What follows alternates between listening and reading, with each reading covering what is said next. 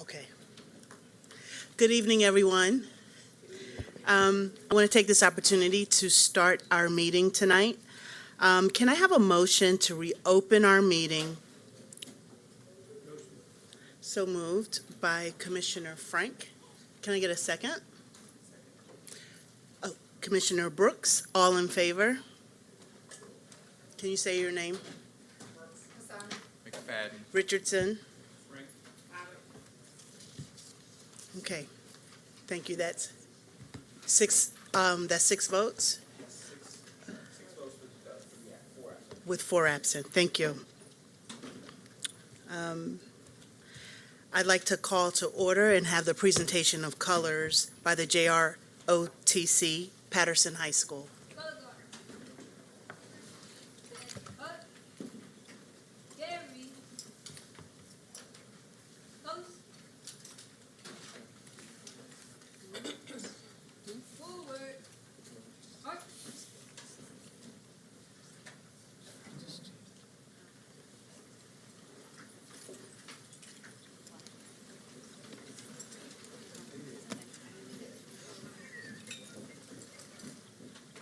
Left, color guard, up, left, face.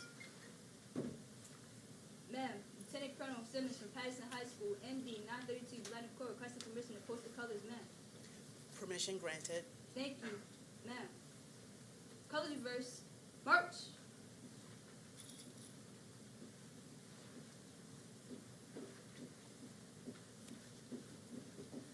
Color guard, up. Present, arms. I pledge allegiance To the flag of the United States of America and to the republic for which it stands, one nation, under God, indivisible, with liberty and justice for all. order, arms. Colors, post.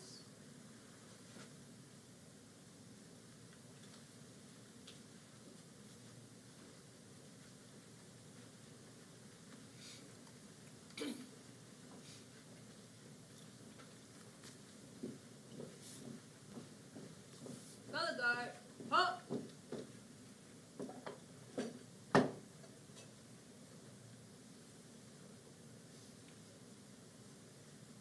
Ready, cut.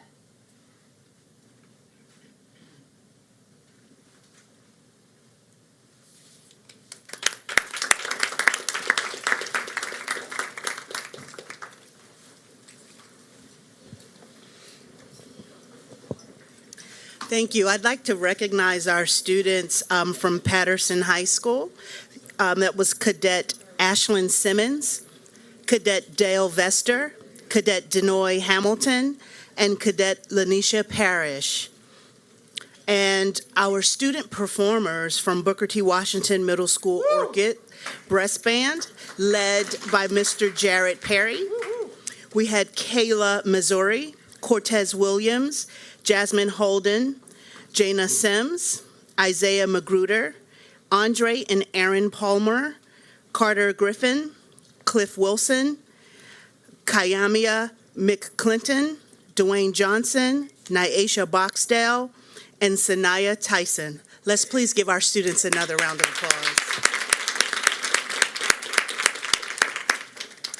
At this time, I want to get an approval for our prior open session minutes. Can I get a motion? Thank you, Commissioner Brooks. Second by Commissioner Bondima. All in favor? Brooks. Hassan. Richardson. Thank you. And we need to approve our closed session minutes, closed session summaries. Can I get a motion? Oh, I'm sorry. I'm sorry. Commissioner Bondima, second. Brooks. Commissioner Brooks, thank you. All in favor? Brooks. Hassan. McFadden. Richardson.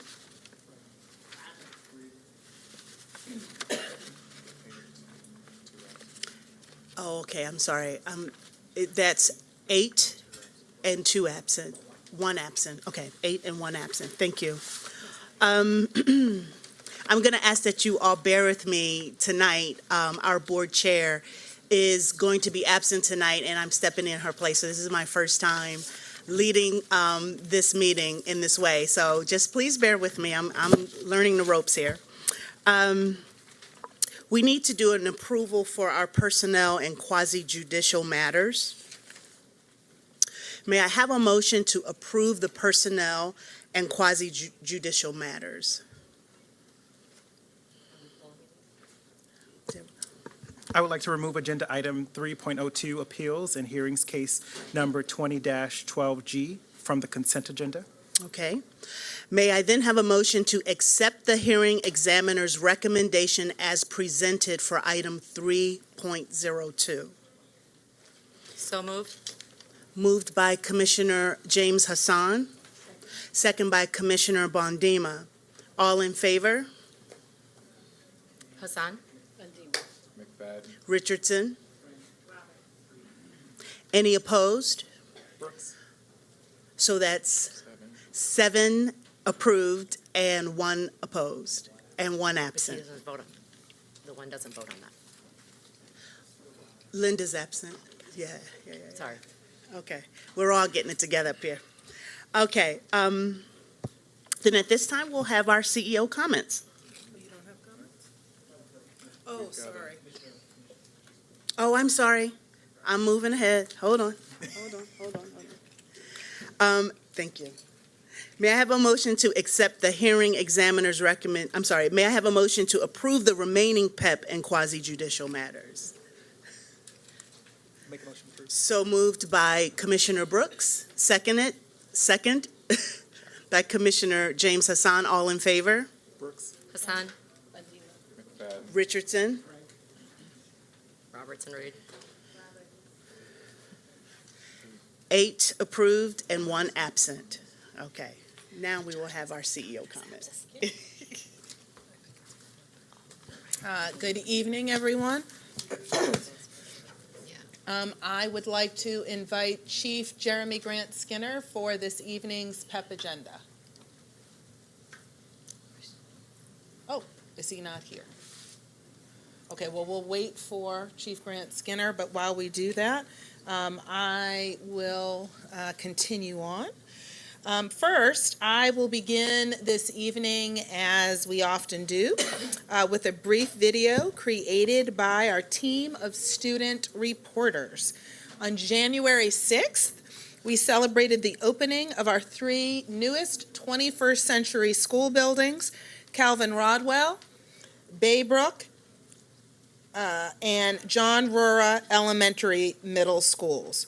Our veteran student reporter, Bryce Taylor, covers the action at the ribbon-cutting ceremony at Baybrook. You should also know that when Bryce is not being an amazing journalist, he is also a Baltimore and nationally renowned chef. So he is truly a Renaissance man in that sense of the word. And he really helped mark the opening of all 3 schools with this video. So if we could proceed and play.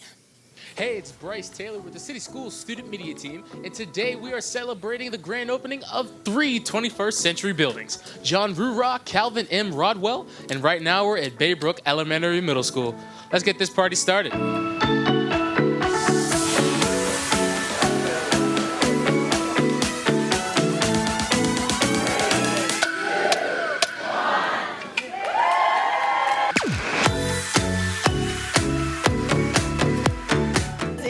Signify the kind of spaces and expectations we have for all young people in the city of Baltimore.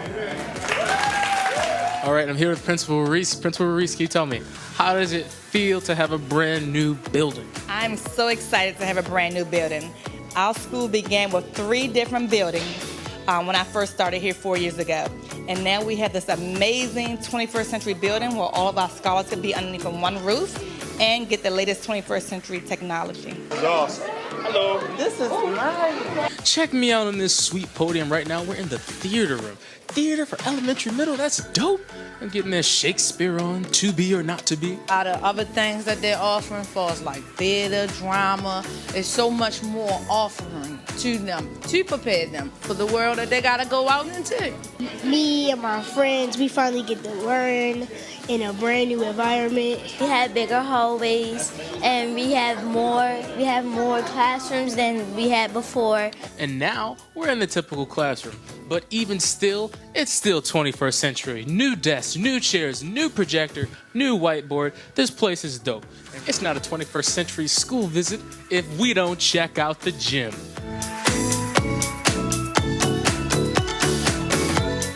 The ball might be imaginary, but the fun is real. So during the presentation, this is the room that Principal Reese was talking about, the Bay Center. We have a classroom, we have a laundry room, pantry, and offices, all for the community. This is what the future looks like, community interaction. Check this out, washer and dryer. That's too dope. That is way too dope. This is amazing. In that space, we're going to have after-school programming. We're going to use that space to have activities for our parents, so build parent partnership. And we're also going to do things to support student wholeness. We are very proud that today Baltimore City has invested in our futures. Thank you. What an incredible tour of the Baybrook Elementary and Middle School. You can tell students are going to flourish here. But here's the thing. Today marks the day that 14 21st century schools have been opened. And not to mention, there are 14 more on the way. It is an incredible time to be a part of the Baltimore City Public Schools family, especially if you're a student. This has been Bryce Taylor with the City Schools Student Media Team.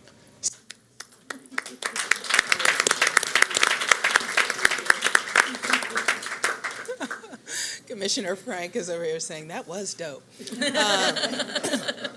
But I do want to give a special thanks and congratulations to our 21st century team.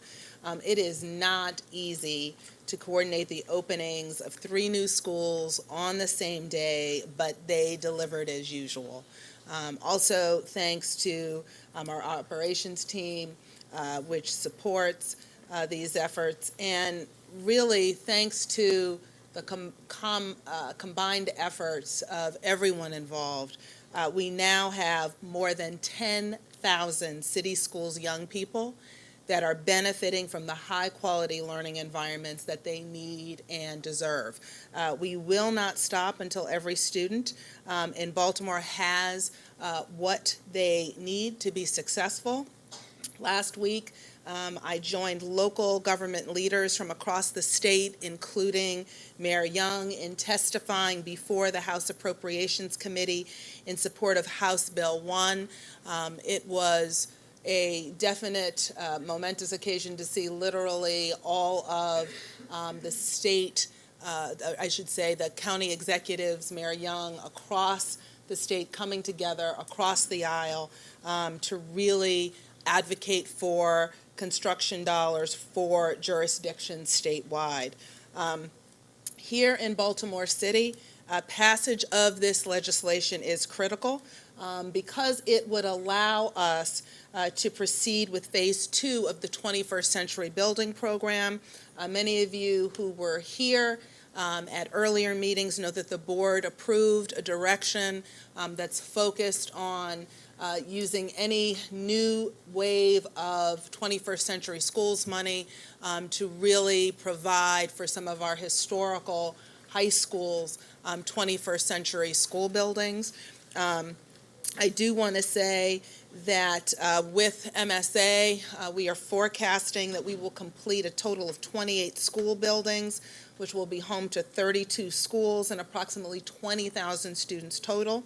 House Bill 1 is currently awaiting a vote from the Appropriations Committee. I want to thank the city delegation.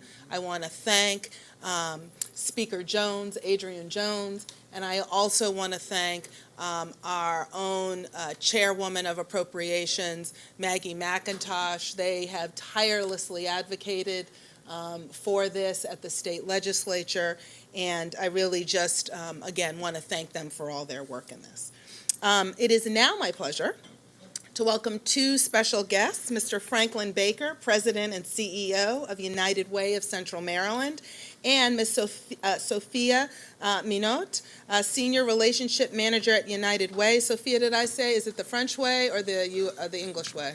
Minot for celebrity purposes, but it's really Okay, good. And she is the Senior Relationship Manager at United Way. They are going to share some of the many ways that United Way helps those in need across Baltimore City, throughout Central Maryland. The Baltimore City fundraising campaign started earlier this month and continues through March 27th. So we're thrilled that they're here. I want to thank them for their continued commitment to city schools. I know that CEO Baker has been steadfast in continuing to champion the actual involvement of United Way directly in Baltimore City Public Schools. So thank you for that. Thank you. And thank you for being such a wonderful chairperson for the work of United Way, serving on our board. Thank you, Martha, for being a friend, serving in leadership together. Best class Thank you for the entire board for giving us a few moments of your time. So we've been igniting change for quite some time in the community.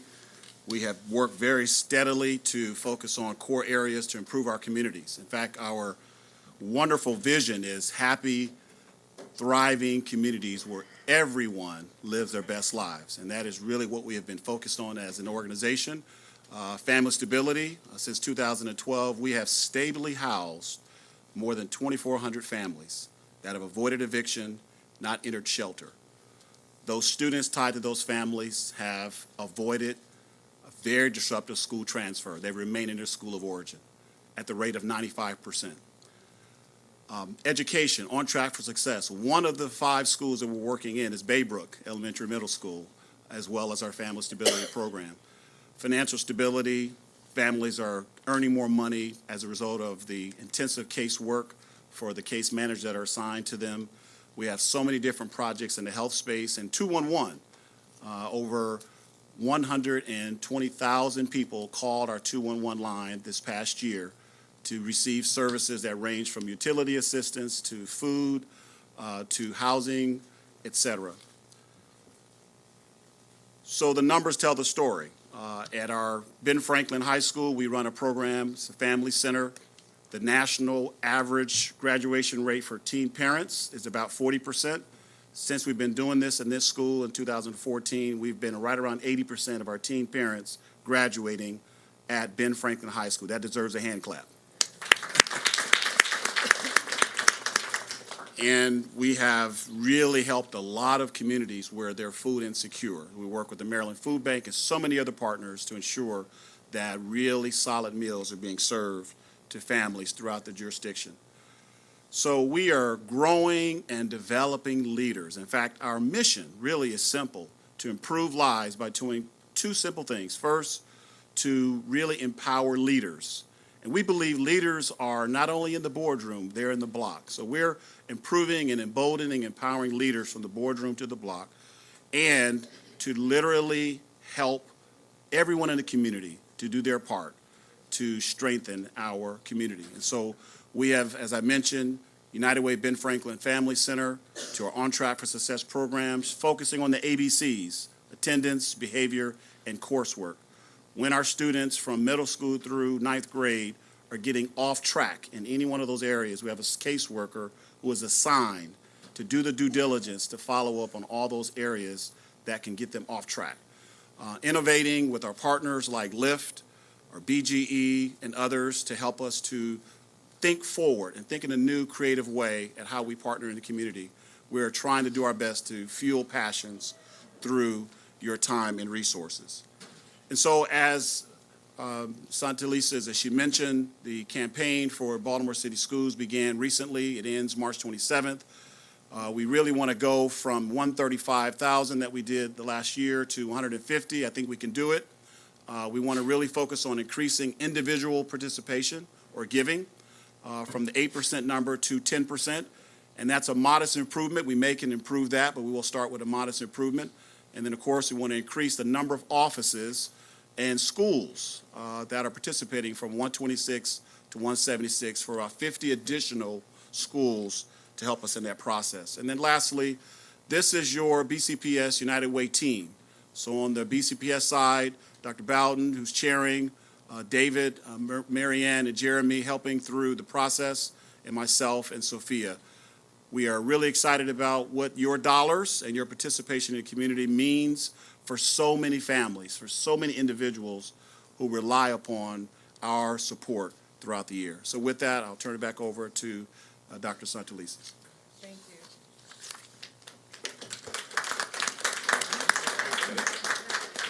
Questions? So thank you, Franklin. Good to see you here. And just to reinforce the work of the United Way, I get calls between my work at Morgan State with college students, connecting with the community all the time about what is where do I find, what do I do? I just want to really reinforce the message of 211 and the importance of calling 211 for literally anything you could need. Housing needs, clothing needs, help with addiction, health services, transportation. Where do I find my post office? How do I find where I vote? All these kinds of things may seem silly, but there are really caring, well-trained staff that answer every single question and will immediately connect you with the resources that you need. So the work of the United Way is really, really important for our whole community.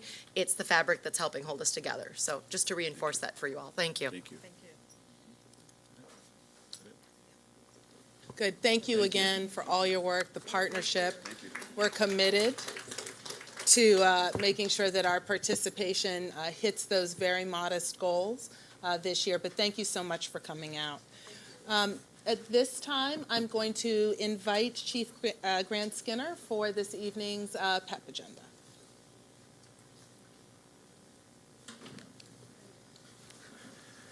Good evening, Dr. Santelises and commissioners. We have a couple of appointees who are here tonight, so if you are here, you can stand when I call your name so we can recognize you. First, Catherine Drayton Barber, Educational Specialist, is appointed Special Education Liaison effective January 29th. Second, Megan Holly, Mathematics Academics Coach, is assigned Educational Specialist 2 for Secondary Mathematics effective January 29th. Next, Safanya Ray, Educational Associate for MTSS at Booker T. Washington, is appointed Educational Specialist 2, effective January 29th. And Safanya is here, I believe. And finally, Emily Augustine, currently Assistant Principal at Patterson Park Public Charter School, is appointed Principal at Clay Hill Public Charter School, effective February 3rd. Thank you, Chief Grant Skinner.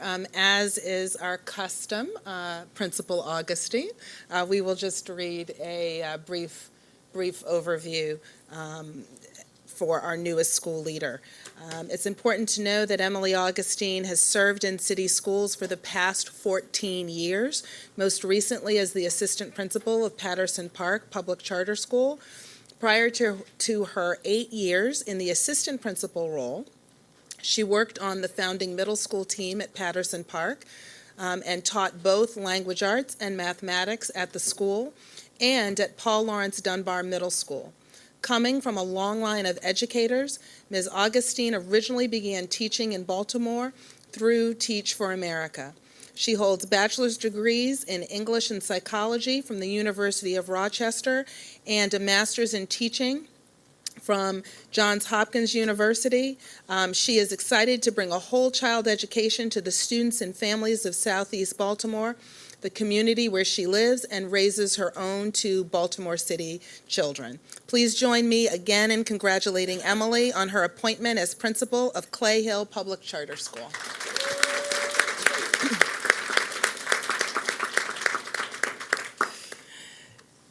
And before we move on, I would also like to acknowledge, I had forgot to do this when we were still talking about United Way. I do want to thank the members of the city schools team that are really working and championing the United Way effort. They are doing this in addition to their day jobs, and in one case, even in retirement.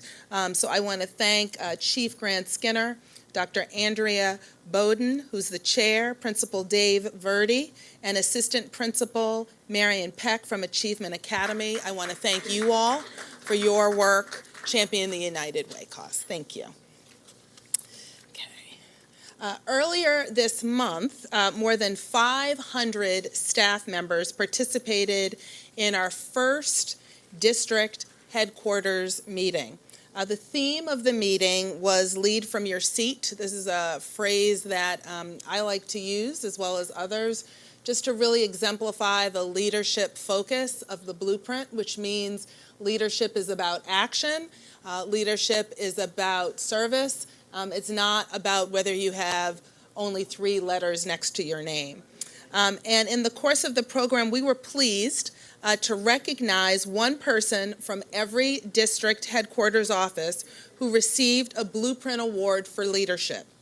It's important to know that our Blueprint Award winners were nominated by their peers because they exemplified the qualities of true leadership that we talk about in the blueprint and the performance of their daily responsibilities. All of our winners received certificates and prizes during the event, but I wanted to bring them back tonight for the recognition that they deserve. I would ask each of our Blueprint Award winners to stand when their names are called and come forward for a group picture. First, from the academics office, Emmanuel Faulkner, Educational Specialist 2 in Library Services.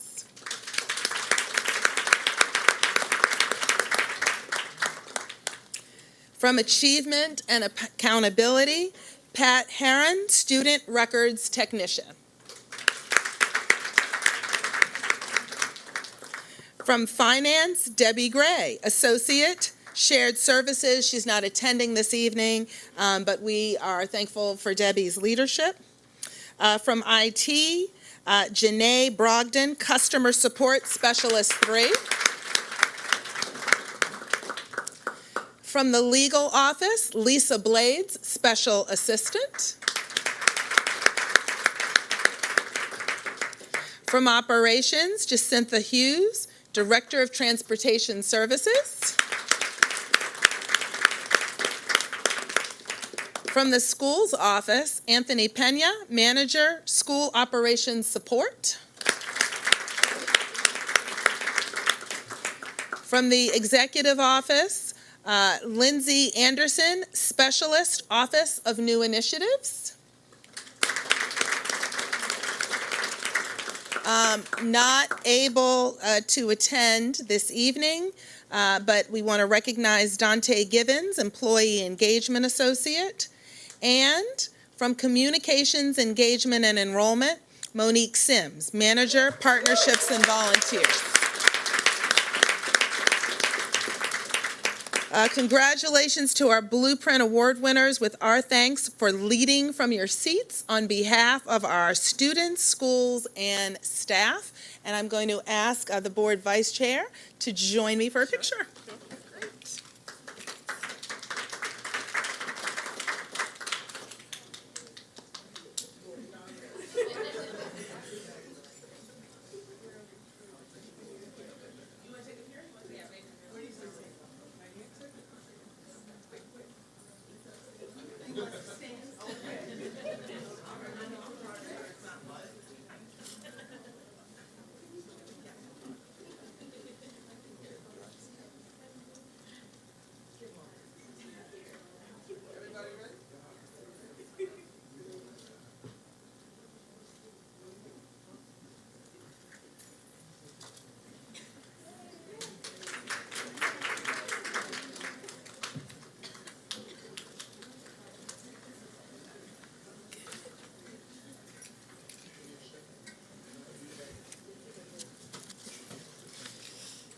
I want to remind everyone that the Maryland Legislature is also considering ways to fully fund the recommendations of the Kirwan Commission. We really can't overemphasize the importance of this process to our students and families. The recommendations of the Kirwan Commission represent a once-in-a-generation opportunity to provide our schools with sufficient resources really to ensure that all of our students receive the quality education and enrichment that they deserve. Last night, I was very proud that several dozen of our students from the Baltimore Algebra Project and Baltimore Intersection demonstrated in Annapolis to demand that legislators provide full funding for the Kirwan Commission's recommendations to ensure that our students receive a high-quality education and the resources they need to succeed.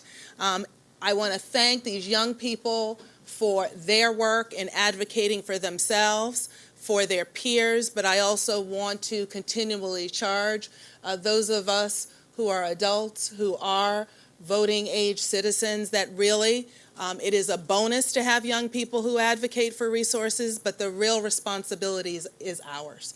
And so we should continue to join in with them and push to end historical systemic underfunding of Baltimore City Public Schools. So I want to thank them for that.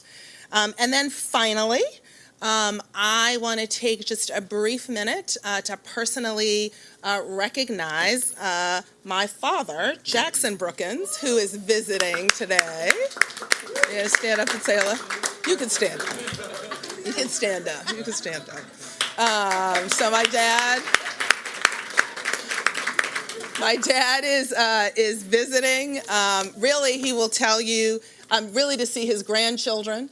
I am probably incidental at this point, but what's really interesting, and this is a privilege for me to be able to say this, I know that a number of people are mourning or have been impacted by Kobe Bryant and his daughter's death, unexpected and untimely death on Sunday. And Elle Duncan, who is a reporter with ESPN, for me had one of the pieces that hit me, I think, most profoundly in all of the discussion of Kobe Bryant's legacy. And it was when he talked about, she related a conversation that she had with him about his being a father and the fact that being a dad was something that he felt very profoundly. And when she asked him at the time whether he wanted to have a son, he said, well, his wife probably, thought maybe they should have more. By the way, that was when they had 3 girls before they had 4. But he said if he could, he would have 5 more girls, and that he was definitely a girl dad. And I just want you all to know that my dad is a girl dad. And I say that because if I, at times, channel my debate team experience, if I am, shall we say, forceful at times and passionate about what I do, it is because I have a father who was never afraid to raise strong girls into strong women, and he is a girl dad, and he was very clear he was okay never having boys. So for whatever you like about me or you don't like about me, you can see him. So thank you very much, and I'm glad that he's here. So. I look like the and I'll turn it over to you now. Okay, thank you. She does look like her dad, right? So we, because we're early, I think, can we move to the presentation under 9.01, the 21st Century School Buildings Plan Annual Report? Is that the staff here? Okay, thank you.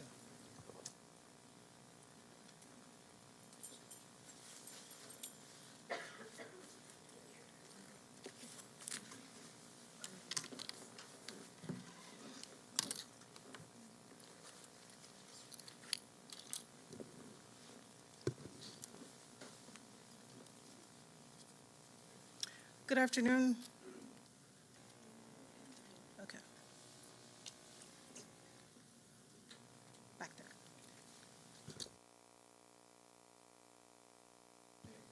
Okay. Good evening, Dr. Santelises and Commissioners. My name is Dorothy Hellman. I am the Executive Director of the 21st Century Program, and I will be providing highlights this afternoon of the annual report. The annual report is only for review at this time. It will be voted on at the February 11th board meeting.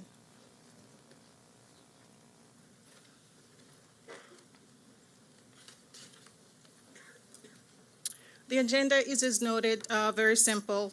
We're just going to talk about the year one and year two progress. Again, the snapshot is really going to cover everything that occurred in 2019 because this relates back to the annual report. I will be speaking on local hiring, swing location updates. I'll talk a little bit about transportation, plan amendments, and some future projects that are going to be opened. Where the year one school progress is concerned, we have 11 schools under year one. Dr. S. mentioned it earlier, 10 of those schools are now open. Fort Worthington, Frederick, Wildwood, Dorothy I. Heights, Arundel, Independence, and Ace, which are both co-located at the Robert Poole Building, Pimlico, Cherry Hill, Forest Park, and Arlington are all opened. Patterson and Claremont, which are co-locating at the Patterson Building, is now under construction. That one is scheduled to be open in September of 2021. The cost of that program is, for that total year one spend, is around $526 million.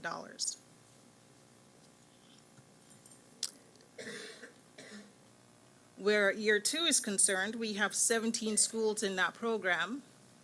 4 schools have opened, 3 of which opened in January of this year.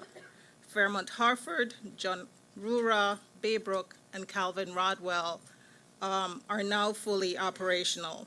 Mary E. Rodman is scheduled to follow in September of this year, and by the end of this year, we will see Medfield and Walter P. Carter with Louis T. Murray. Those will open in December of this year. The entire program will become substantially complete in September 2022, but we will have a few projects that will trail over into 2023, potentially 2024. The spend for year two is $648 million currently, and that will be shown in the annual report, the cash forecast. And those are the balance of the projects. Where MSA program highlights is concerned, this is pretty much just a snapshot of what is in their annual report. As at today, as Dr. Santelises mentioned earlier, we are 50% complete with all our buildings. We have 14 out of 28 buildings done, and the program is near to a 75% completion. Also wanted to point out that four of the school buildings actually contain more than one school. So in essence, even though it's 28 school buildings, we're actually delivering 32 schools. It will be home to 32 schools, 4 of which are co-located. Ace Independence, Walter P. Carter with Louis T. Murray, Claremont and Patterson, Harford Heights and Sharp Leadenhall, these are all co-located schools. The entire program is $1.12 billion. The year one spend is $526 million. Year two is $325 to this date. And in total, we've spent $861 million. Where MBE is concerned, year one is 172, which equates to 32% WMBE participation. Year two, that spend is 116 million, equating to 34, and an average is 33.6. Note that MSA does not have a requirement where MBEs are concerned, but the state requirement is 29%, so the program is actually exceeding that state requirement. Financials are currently tracking at under 5% for all our year one projects, for all the completed school buildings in year one. One of the things I want to point out is that the overall goal for the program was to have a reduction of 26 school facilities from the inventory to right-size the portfolio. And the intent is to increase the district-wide utilization to 86% by the end of the program. To date, we have surplused 14 buildings. Local hiring is a part of what the program does. 283 position commitments were made with the year one program. However, those were just commitments. The final numbers was 711 new positions were filled on the year one projects. On year two, we currently have 166 commitments. We intend and we anticipate, highly anticipate, that those numbers will again be very high. There are opportunities to increase local hiring. We're always looking for that. As with every project that we work on, there's opportunities and there's challenges. One of the challenges that we found was that subcontractors weren't always posting all their jobs with MOED, so we have mandated that all job postings actually go through MOED, including quarterly projections. And MOED is currently working on investing in education and training so that they can actually grow their staff to actually fill those highly skilled positions.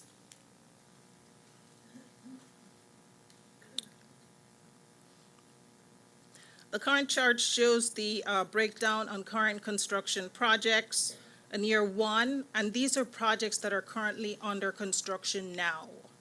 On the Patterson-Claremont project, again, these are all unofficial new hires, local hires. We have 9.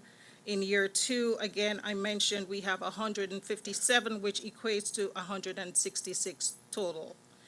This, again, we anticipate will increase substantially. We normally tally the count 6 months after the projects are completed. City Schools manages the background investigations for the 21st Century Program. Over 6,000 applications were processed. As at this date, 281 applicants were not cleared. City Schools actually started in partnership with our MOU partners. We started an appeal process. We actually managed the background investigation, and so we created a second chance program. And this is where we give opportunities for those that have failed with their background investigations to actually provide additional background information. And if deemed cleared, that will then allow them to work on a project site. Things that limit us in a background check includes homicides and murder, any crime involving children or felonies. But outside of that, if there are misdemeanors, we do continue to work with applicants on a one-on-one basis to see whether or not we can provide clearance. It is not a risk for City Schools. It is actually the builder and the contractor that takes on the risk when they hire that person. Where local hiring is concerned, we also have a 21st Century Student Internship Program. We began that partnership with Urban Alliance in 2016, and students, high school students, are actually paired with 21st Century design and construction firms during their senior year of high school. To date, we have hired through the program 18. We hired 8 this year. Our intention is to increase that number to 12. The 21st Century department here at North Avenue will be hiring 2 of these interns as we get into summer of this year. Swing locations. This is where our schools temporarily reside while our permanent schools are under construction. The chart shows where all our swing locations are currently and their moving date. We have 9 schools that are now in swing spaces. Mary E. Rodman will relocate in September 2020 to her permanent location. Walter P. Carter and Medfield will relocate at the end of this year also to their permanent location. Feasibility studies. All year plan schools studies are complete. Commodore John Rogers, which is the last of the year 2 plan schools, will have revised options by spring 2020. Looking forward, the current program does have $350,000 available to address future studies under the year 3 plan. Last year, our Office of New Initiatives rolled out a new plan which recommended that we concentrate on renovating high schools. And this was approved January the 14th. Those studies are now in progress. We're looking forward, as Dr. Santelises mentioned, for the approval of House Bill 1, also known as the Built to Learn Act, in 2020 in the legislative session, which would provide an additional $400 million that will fund the construction of these schools. We need everyone's help and everyone's support in fighting to ensure that this bill is passed. Finally, no more save the dates for these three schools. They opened in January of this year: Baybrook, Calvin Rodwell, and John Rura. We thank everyone who came out and participated in those events. We're actually looking forward to Mary E. Rodman opening in August of this year.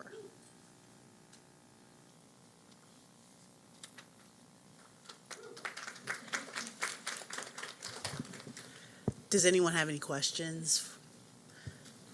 Commissioner? Yes, I do. I was looking at, and I think you're doing an excellent job. Thank you so much. You're welcome. I'm always looking at contracts and the participation of all the contractors that's involved in building and working with our school. But several times over the few years that I've been here, we talked about contractors having to participate in donation, and not, well, donations, but just participate in the school system because they get a lot of work from us. Right. And have we done anything about, and I was, which one was it when we listed all the contractors, Whiting, Turner, which number was that?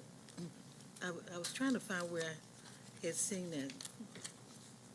We listed the contractors that were, which number was that? Oh, you were looking at the participation levels? Yeah. Okay. Which number was that? For some reason, I can't find it.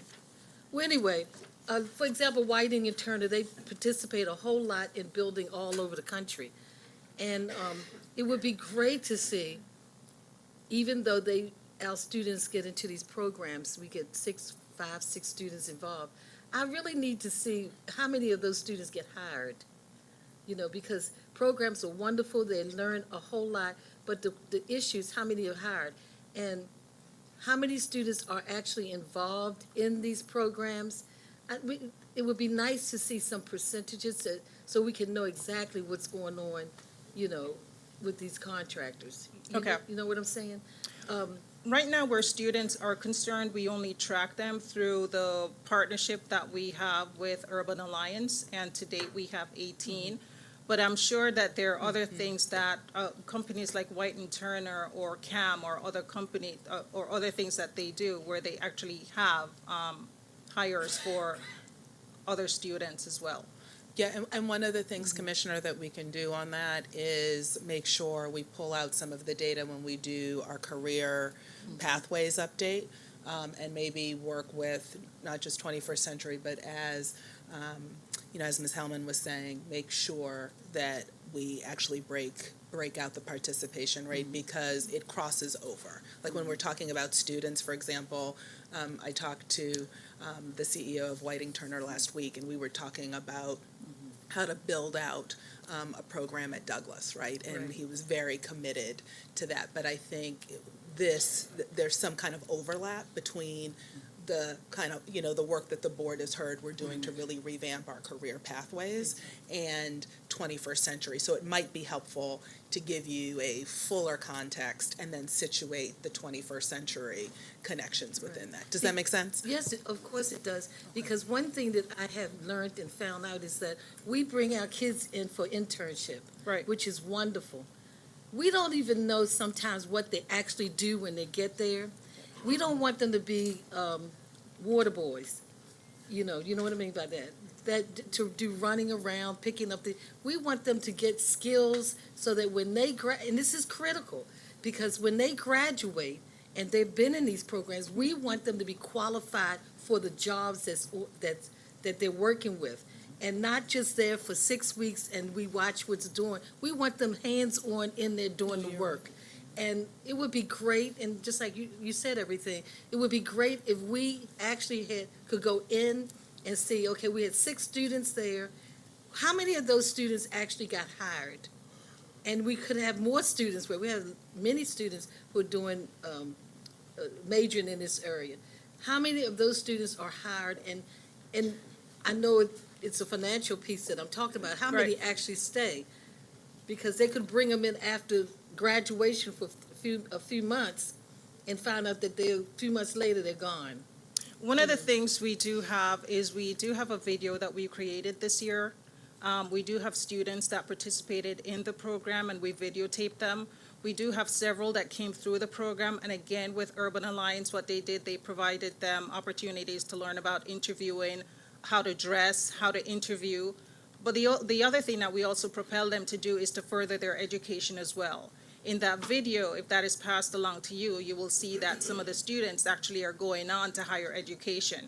Because what the program does, it solidifies them because they do have mentors that actually push them to actually be better. So it's not just landing where you are and continuing where you are, you have an initial internship. The intent is to continue. I should know that because I actually went through an internship program when I was young, and I also had my organization that actually pushed me or encouraged me to actually go ahead to get a certificate in construction management and then architecture, and then I proceeded to get in my MBA. So it is a pathway, it is a stepping stone to get to the next level. Only one other thing I want to say. Contractors complain about one thing, is that when they hire these students to do internship, they want them to be able to read and write. Yeah. Okay? Because they are given duties where they have to read, have to look at all kinds of documents, and they don't want to bring students or people abroad who cannot do that, because now they're training them again. They lose a whole lot of money to train somebody to do basic work. So we want to make sure that we get a survey or information from the contractors and tell us what was missing. Okay. What is it that we should be doing? Because that's wonderful thing about the program. Not only are our students getting work, doing work on the job, we need to find out from the contractors, what do we do, what kind of work, or what should we be doing to make sure that we are giving them what they need? Yeah, Okay. and I would just say that's also, Commissioner, part of the data we're collecting in the revamping of the career pathways overall. Because that exactly what you said is why we have part of our focus is not just early literacy, but is also secondary literacy, for exactly that reason. So we'll make sure that the 21st Century team gets to feed some of their particular data into the larger report that we should be given to the board. Thank you so much. You're welcome. Commissioner McFadden? This probably does not relate to 21st Century, but I saw the mention of the feasibility studies that we approved on the 14th. Can someone just refresh me on the way that will work, the process of the feasibility study, and when will we see that update? So this is under the 21st Century Program, and City Schools does manage the feasibility process in partnership with Maryland Stadium Authority. So the way we kick it off is we have a pre-qualified set of designers or architects, so to speak, that MSA actually works with. A scope of work is created. A part of that actually is the responsibility of City Schools, where they actually create the ed spec program for the potential school of what they want it to look like. That is then bid out, but then we also, at the same time that's out there, we're actually doing our assessment of the existing building.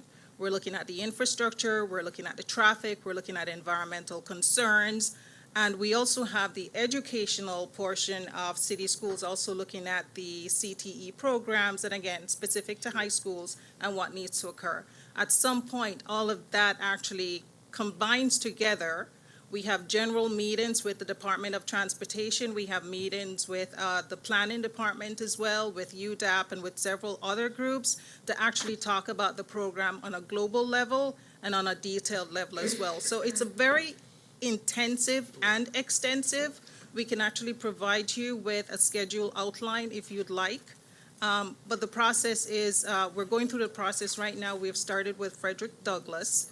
And the intent is to get through as many of those feasibility studies by the time we actually get to spring, definitely by summer of this year. This year. We should have some of the preliminary analysis that comes in from each of the different buildings that are on that program. And right now, it's 8. That's very helpful. That's very, say it again? The concept?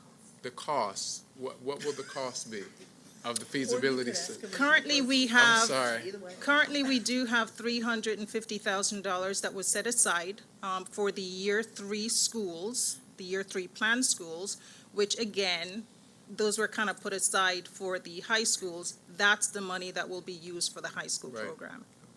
That was very helpful.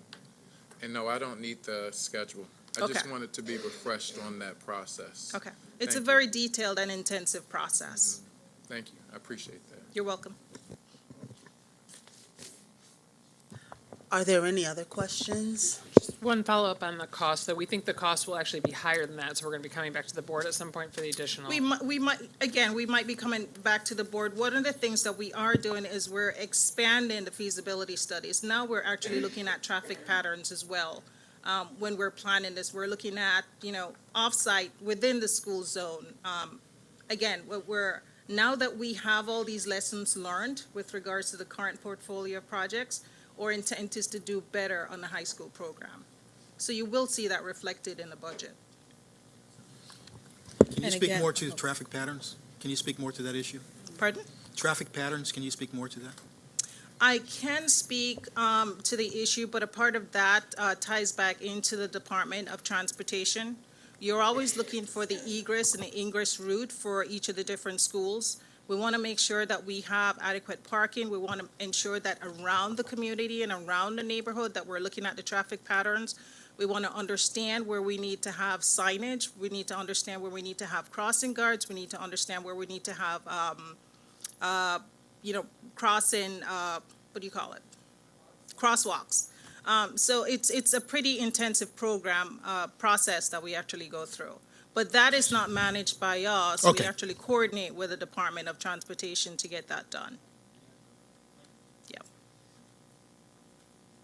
I was just going to say, again, thank you to Dorothy, the entire 21st Century team. It is, there's no way we could have gotten through 14 new schools in such a short period of time.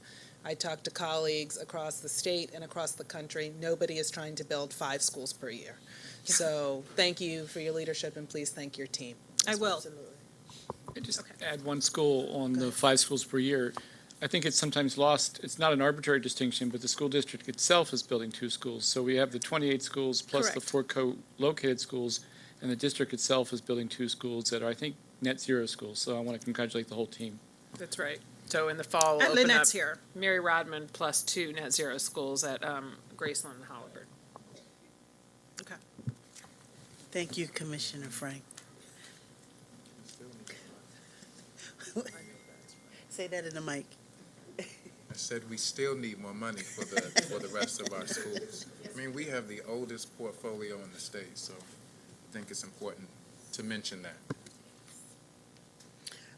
Okay, so thank you, everyone. I want the commissioners to look at the consent agenda. And let us know for the staff, are there any items that you want to remove from consent? Say it again. Oh, I'll go one by one. Good Lord. All right. So 8.01, 8.02. I'd like to pull 8.02. Okay. I just have a clarifying question before we vote on it. Okay.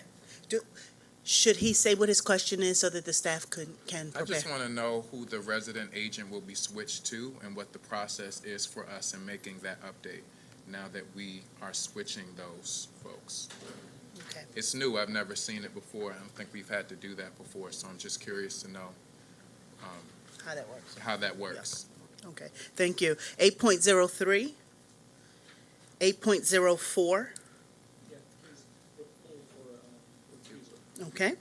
8.05, 8.06, 8.07, I would like to pull for recusal. 8.08.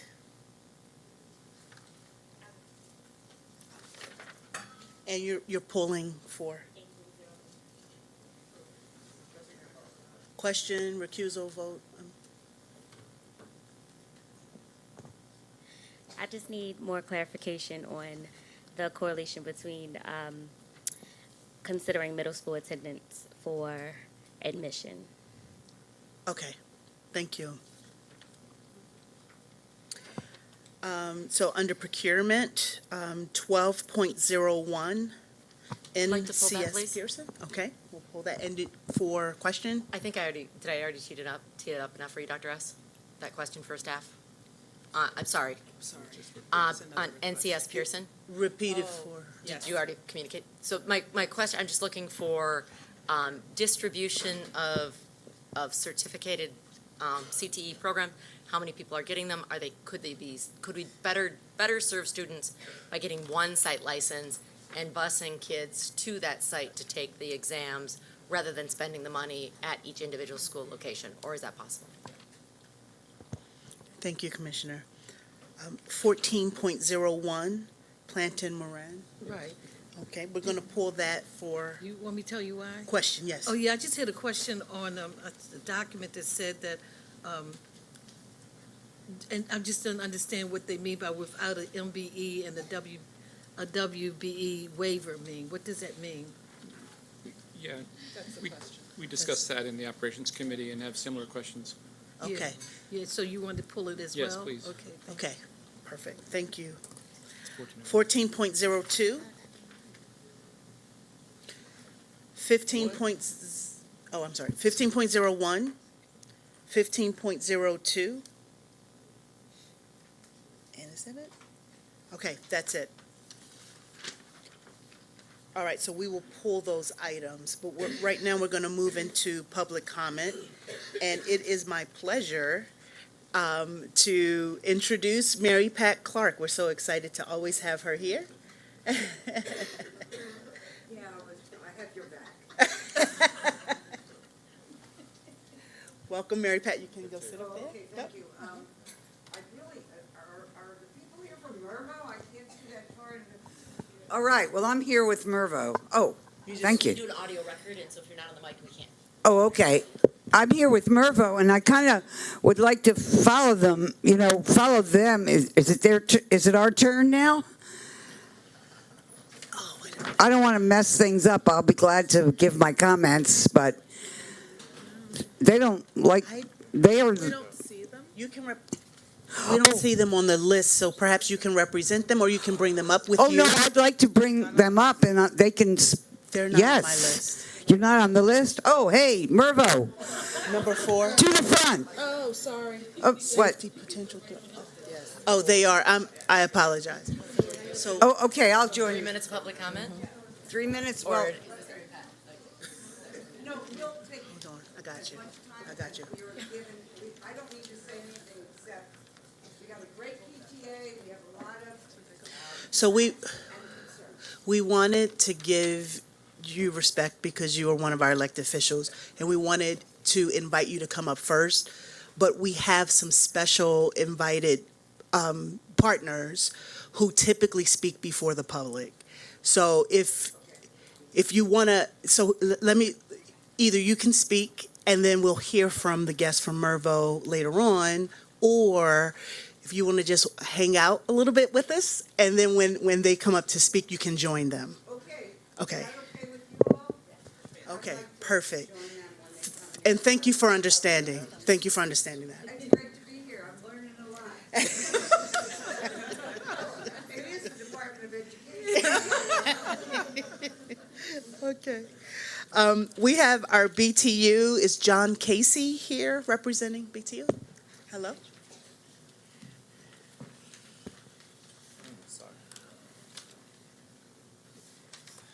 Good evening, Commissioners, Madam Chair. Good, thank you. Good evening, Commissioners, Madam Chair, Dr. Santalese, and I always have to say to my friend Allison Perkins Cohen. Hello, good evening. I'm John Casey, a field representative with the Baltimore Teachers Union.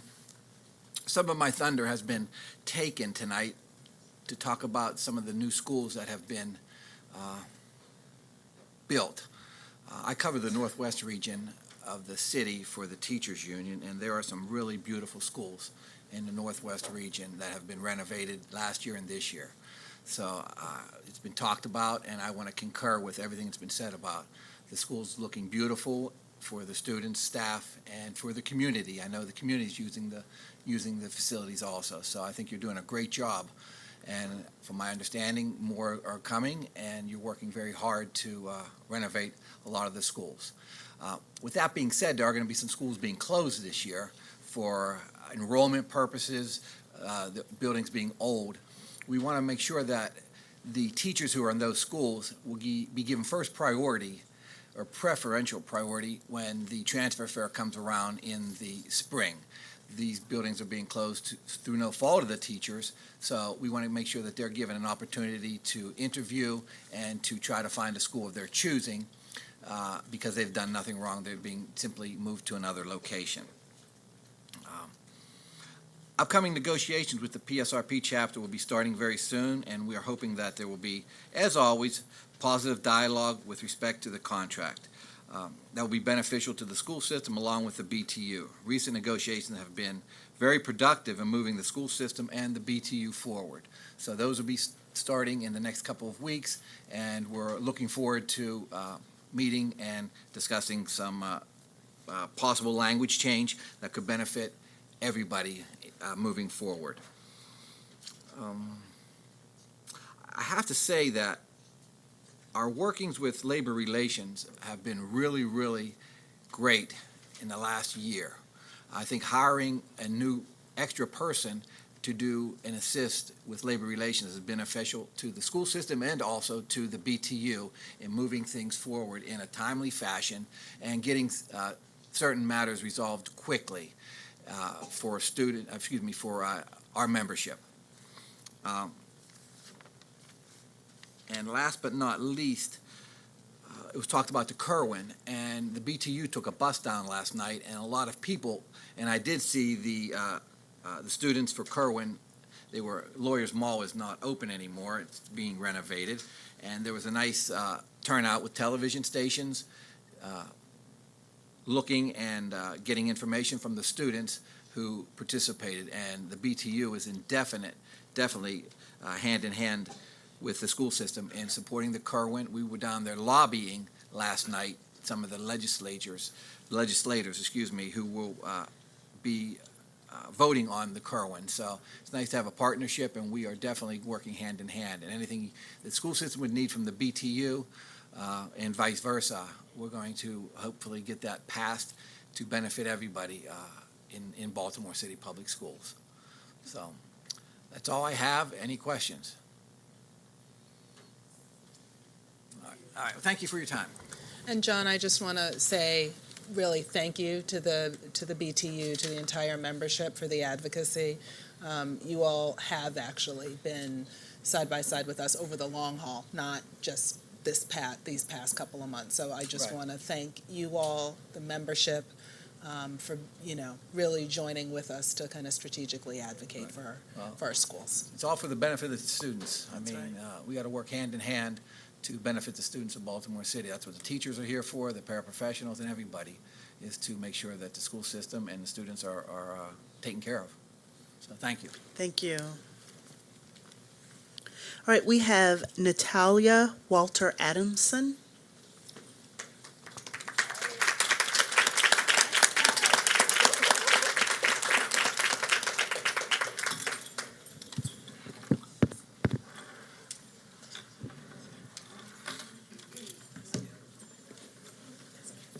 Leadership 18, best class ever.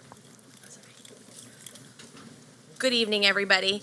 Tonight you are considering KIPP Baltimore's application to increase our enrollment cap from 1,518 students to 1,626 students, an increase of just 108 students. City Schools has characterized this as a budget-based decision. In fact, it is an academic decision. We have demonstrated through our application that we deliver effective school programming. We have both physical and staff capacity to enroll the additional students, and we have demand from parents and families to support the additional capacity. And that our current families support this request to increase class size by 2 students. City School staff has recently raised concerns regarding the size of our school staff as the main rationale for the recommendation that our application be denied. As a KIPP school, we have research-based beliefs about the staffing model required to deliver a strong academic program. Please see our theory of impact document in your packet on green paper. For example, each assistant principal is expected, among other things, to observe each of their teachers, conduct data meetings, and lead collaborative planning weekly. In order to accomplish this, KIPP recommends each coach have no more than 8 to 10 teachers. In their testimonials, staff express the importance of our coaching structures in their growth, development, and satisfaction. Please see those testimonials in your packet on yellow paper. We did not come to this decision lightly. We have maintained a flat enrollment for 5 years during many difficult budget seasons. So what makes this year different? We relocated to a new building in partnership with City Schools, thank you, that allows for growth in a safe and welcoming environment. We made changes to our school structure, including moving 5th grade to an elementary model. We maintained our enrollment in our move year with 81% student retention. And we welcomed 288 new students to our school this year while improving our culture and academic data. All of this leads us to feel confident in our ability to support additional students. City School staff raised a concern about increasing class sizes. Our class sizes currently range from 26 students to 32 students. Even with this enrollment increase, our largest class size would not exceed 32. Which is well below the class sizes in many district schools. Further, our staff and families support this request. A petition signed by 561 families representing about 50% of our student body has already been provided to City Schools, and our KIPP team and family has filled this room and room 120 tonight. City School staff recently suggested that KIPP Baltimore was heavily staffed compared to other KIPP regions, namely KIPP DC. As you will see from the data on the white paper in your packet, when compared to schools with similar grade bands across KIPP, we have fewer leaders per student than most KIPP schools and all of KIPP DC. In addition, our operator staff is significantly smaller per student. Finally, City School staff has suggested that you deny this application due to their belief that our staffing model makes us unsustainable. The fact is that every school in this district not growing enrollment is unsustainable by that definition. With revenue flat and declining, each of the schools would have to make cuts every year like we did the past 5. The district itself has recognized its own lack of sustainability and is strategically growing enrollment and advocating for increased education funding. Yet City School staff recommends you deny our application for using those same strategies. As a Excuse me, you're out of time. Thank you. Thank you. I thank you very much. And thank you all for coming tonight.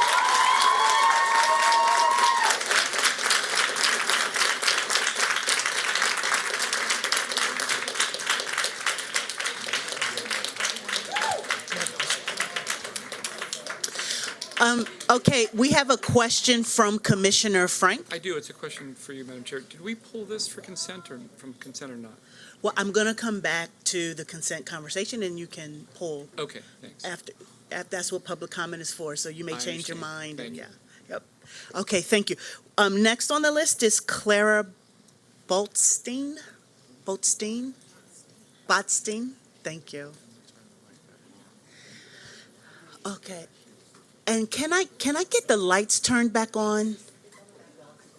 Oh, maybe someone's leaning against the switch or something. If you are, can you turn it back on for us? Sure. Okay. You can give it to. The first is written testimony, which is longer than the 3 minutes, and then admission afterwards. So you said 2 slots. Who's the second slot? James. So then you guys can get 6 minutes, right? And you'll move from one to the next. And for the public, they were right after each other, so no one's being cut in front of for this. Or getting extra time, right? There's one other seat over here. Right. Nobody cut? You gonna start?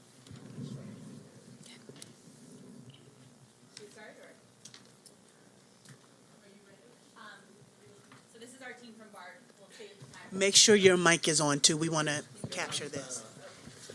All right, is that better? Okay. tell us when. Thank you for the opportunity to comment on the waivers that Bard Baltimore is requesting from the Board of School Commissioners. The focus of this testimony is on our request to review attendance data and admissions. As you know, Bard Baltimore is an early college high school, awarding an associate's degree and a high school diploma in 4 years free of charge to students. All students in 11th and 12th grades are enrolled in a college program of study. There is no high school diploma-only track. The primary point of admission to Bard is the 9th grade. We do not have a separate admissions process for the associate's degree program that begins in 11th grade. In 2014, when we applied to open Bard Baltimore, the school board requested that we not review students' prior academic records and admissions.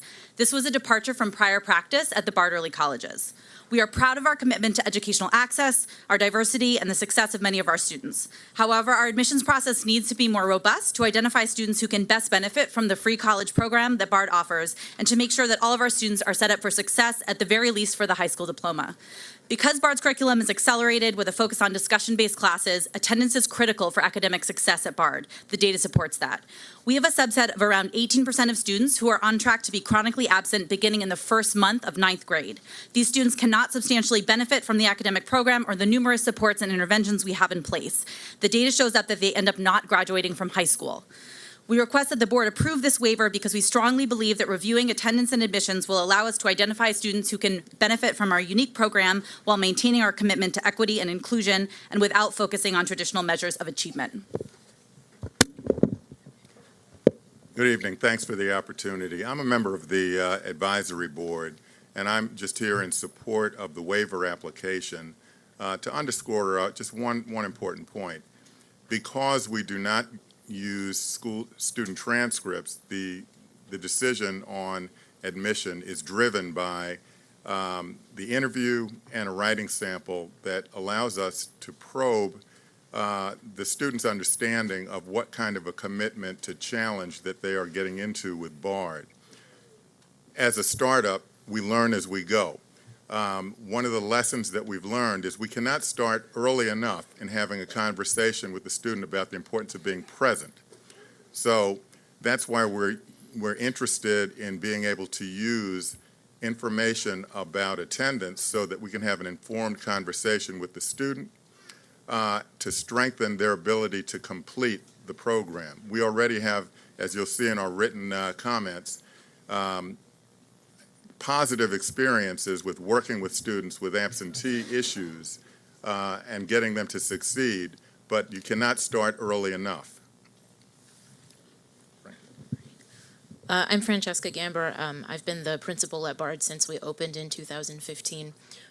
The non-quantitative admissions process at our school is incredibly important to us. We were the first of the Bard early colleges to do that, and we believe in that as part of our equity mission. Our document outlines a plan for a good faith use of the attendance data. We think that the need for this is borne out by our own internal data, which is showing a strong correlation between absenteeism and not just the inability to complete the associate's degree, but a delay in graduating from high school at Bard. So the last thing that we want is for a Bard education to make it more difficult for students to graduate from high school. And we think that this is an additional piece of information that will allow us to prepare students without erecting additional barriers. My name is Dr. Patrick O'Ray. I'm founding faculty at Bard and also Assistant Dean for Academic Affairs. I'm addressing the board because in my experience for all the years that we've been there, I've taught at the 9th grade level, I've taught at the year 1 level, and these are the two major critical points for our students. And I have to say that instead of robust, I would say I want to make sure that our admissions process is fair and equitable. Not equitable as an opportunity for all of the students all over zip codes, all over Baltimore to get a fair opportunity to succeed. Fair in that we have to be, because we are an early college, that means that we have to be selective, not elitist. That's something different. I'm talking about judicious. And it has to be connected to something. We have to be able to choose which students we believe are going to be successful and that we can help, and those who are not prepared for our program yet. we have to tie it to something. And the biggest driver that we've seen that makes the difference between success and failure is attendance. And I think it's fair for us to be able to look at those records to make sure that we are giving every student a fair chance to succeed in our accelerated program. As chairman of the advisory board, and I just wanted to say that as a board, we have discussed this issue and we very much support it totally 100%. And we just wanted the school board to know that we have really, that the community support is behind this as well. Thank you. Okay, thank you. First of all, I want to thank you all for coming tonight and expressing your comments on this. I have a few board commissioners who have questions of you. And so first from Andy, Commissioner Andy Frank. Thanks. You mentioned that 22% of the ninth graders were chronically absent. I'm sorry, 18%, 22 students. Do you know how that compares to other BARD schools and how it compares to other Baltimore City schools? Thank you for the question. In all of our other campuses, we do have access to applicants' middle school records. And so while we do take risks on students, we typically don't have a lot of students who are chronically absent at the 8th grade level. The vast majority of students who are chronically absent the first month of 9th grade also have chronically absent records in middle school when we look back. So it's just not a population that we have traditionally served. Again, we're very proud of the inclusive process that we have here in Baltimore, where we really have no sense of middle school record at all. And we're not asking for grades. We're not asking for test scores. We're not asking for behavioral records. Attendance is the one place where, as my colleagues alluded to, we want to make sure that every student walking in the door is set up for success. So we would use the attendance records to talk about the attendance in the interview and ask students, okay, what were the barriers? What might be different at BARD? How can we come up with a plan together? And really just and use that not in a way to rule out a student, but to get a better sense of them as a whole person and of their application. Does that answer your question? I'm not sure about the stats in Baltimore City. I know chronic absenteeism is an issue citywide. Commissioner Reed? Yeah, this is Vernon Reed. Are these BARD kids and families behind you? No? Oh, okay. We do have Kip. some staff who are with us. Okay, If Kip, you okay. could stand. Oh, okay.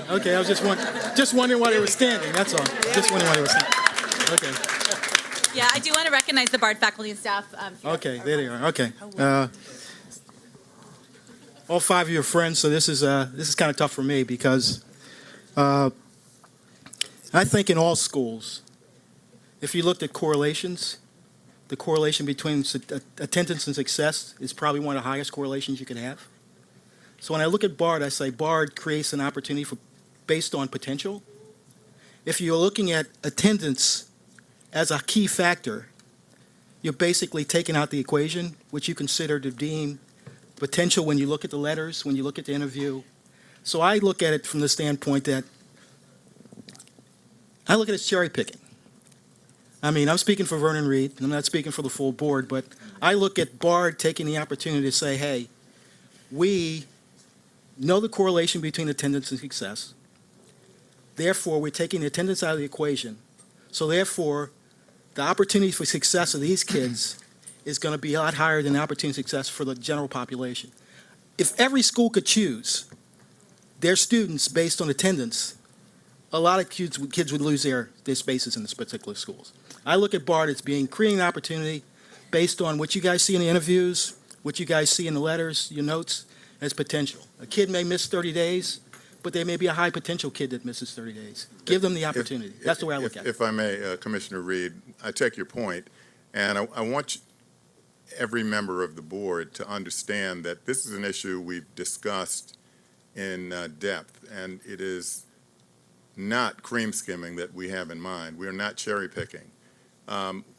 That's why I made the reference to the lessons learned in our startup phase.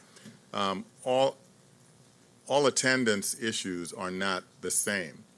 And we have achieved some great success with students who did have attendance problems early on. And as you'll see in the written comments, we are not using, we do not intend to use attendance information as an exclusionary device. In our rubric, it's not even going to be considered on the same level as the writing sample and the interview. what we're going to use it for is to inform our judgment about, first of all, how to talk about the challenge that the BARD program presents and that the student has to commit to, the family has to commit to, have a clear conversation about the root causes of the attendance that may be in the past for a variety of reasons and what it is we do to work together. Because one of the things BARD is proud of is the manner in which we meet the students where they are and help solve the problem together so that they can all not just succeed in graduating, but complete the college program. It is important to remember that the BARD program is heavily reliant on discussion and the Socratic method, so that when a student is not present, all of the students in the class suffer in a way that they may not in another program. And so that for everybody to succeed, we need to have a way of understanding and starting the conversation as early as possible about what that commitment means. And as you'll see in our written comments, we do have some success with students who initially had chronic absentee problems. We solved them, and those students have succeeded and graduated and are in college today. I just want to address this from a teacher standpoint, and having taught two particular students who fit the situation. So in preparation for this meeting, I was reading many studies about the correlation between attendance and academic performance. Now, from a teacher's perspective, this is what I'm concerned with. The more high correlation between missing school and reading level, for one, okay? In the 9th grade, I'm teaching AP curriculum, okay? I also teach, I have wonderful writers some of whom don't know the parts of speech and diagramming sentences, right? When we admit our kids, right, it's done with the understanding that I bet you, right, I'm looking at this kid and in 2 years, I can prepare you for college. I can't prepare a kid who's coming in at 5th, 6th grade reading level and to put them in an accelerated program, that's unfair. It's not even commonsensical to do so, right? When I'm talking about fairness, I mean fair to the child, fair to the families, right? And also, to be honest, fair to those folks who we did not let in, different circumstances, right? One of the students who I'm most proud of, that says that this is why we don't use attendance to rule it out, okay? A student came to apply for us as a transfer student to our year 1 program. We did not let him in initially because, in addition to kind of like spotty grades, he had missed 90 days of school in his 10th grade year, right? We brought him back and asked him why. Turns out that he felt that he was being so underserved by his school that he spent a lot of that time in the library teaching himself German. And that kid got a full scholarship to Bard College, okay? I come from a magnet program, right? I would never willingly try to put things in place so that we become a cherry-picking school that's against our mission, right? And I believe that's directly against the agreement that brought us here in the first place. What I am trying to avoid, right, are those kids who are coming in drowning, and we cannot say we don't have the apparatus to save them. And I'm not saying that they're never going to get there. What I'm saying that they're not prepared for us just yet, right? Come back to us in 10th as a transfer student, year 1. We have those students too, right? We are here to serve all of the kids who come through our doors, but we have to have information that helps us be as judicious as possible so that every kid can succeed in our program. So I can look a parent in the face and say, yes, you are trusting us with your child, and we will fulfill our promise to the best of our ability, but we can't do it with a lack of information. Just a quick note, we're happy, if approved, we would be open to working with city schools on a plan that made sure that the attendance data itself would not make or break a decision. I think just to underscore, we have a lot of support services in place. We are committed to doing outreach to the most underserved middle schools in the city. We are proud of our diversity. That map shows it. And we've made a huge investment in support staff, and we're constantly evolving our interventions. The population that doesn't show up in the beginning, starting from day 1, that's the population we're really not equipped to serve. And because of BARD's fast pace and the fact that there's really no high school option if they don't maintain a 2.0 GPA is technically what we're supposed to be doing. We've been bending that a lot. Don't tell our creditors. But it's really been a pickle because we have no other options come 11th and 12th grade. So we've done everything in our toolkit, and we feel like there's just a subset of students who were not, who would benefit and frankly be more on track for a high school diploma elsewhere. And we want to make sure that the seats at BARD are reserved for students who can make the commitment. And again, without excluding any student on face value because of attendance, but rather taking that into consideration and being able to have a conversation with the student and their family. Okay, thank you very much. I wanted to give an opportunity, because I missed it, Dr. Santelises missed it, for the BARD faculty to just raise your hand.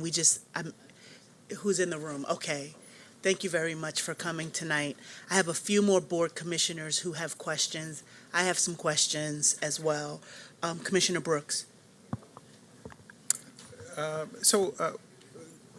I'm interested in you all talking a little bit about the transparency in the selection of the students. And so currently, are you not able to ask questions about absenteeism in the interview process? And sort of why would you need a particular shift in that to do that? So as far as we know, and I would defer to the O&I staff, because we were not allowed to look at prior middle school record, we have not asked any questions about it in the interview, just to maintain integrity to that request from the board.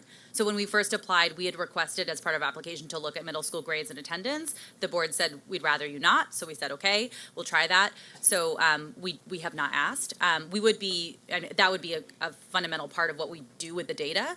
Ask questions in the interview, so we would welcome that as an addition to our current process.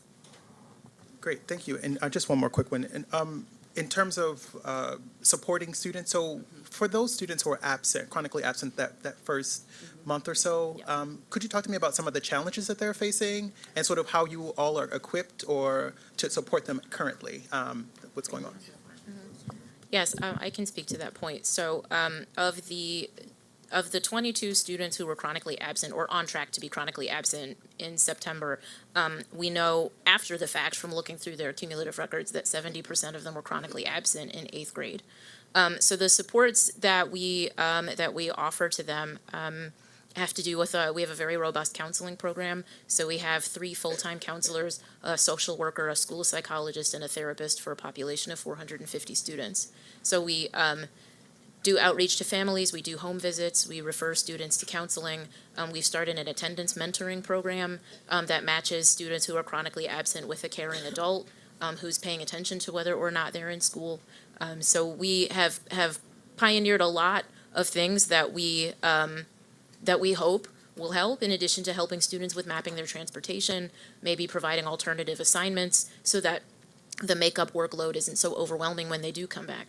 Yeah, I'm sorry, and thank you for that context. I was just asking specifically what was going on in their life. For those students? Yes, for those students. Right. Have you noticed any themes or patterns that would suggest sort of this absenteeism, not necessarily their prior attendance records? Right, but currently. For a lot of those students, their absences have to do with chronic health or mental health concerns. We have a large proportion of students who miss school because of either diagnosed or undiagnosed mental health concerns.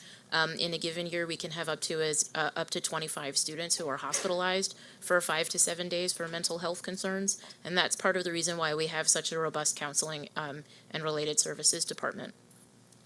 And just to clarify too, we would not expect to have 0 chronic absenteeism. We're very much prepared to have students who don't come to school regularly or don't go to class regularly, and we're working closely with O&I to get guidance on different things we can try. We just want to anticipate better and really understand where students are coming from when they walk in the door with us. Okay, thank you, Commissioner Bondema. Yes, I would be remiss if I didn't step in and give you my great concern.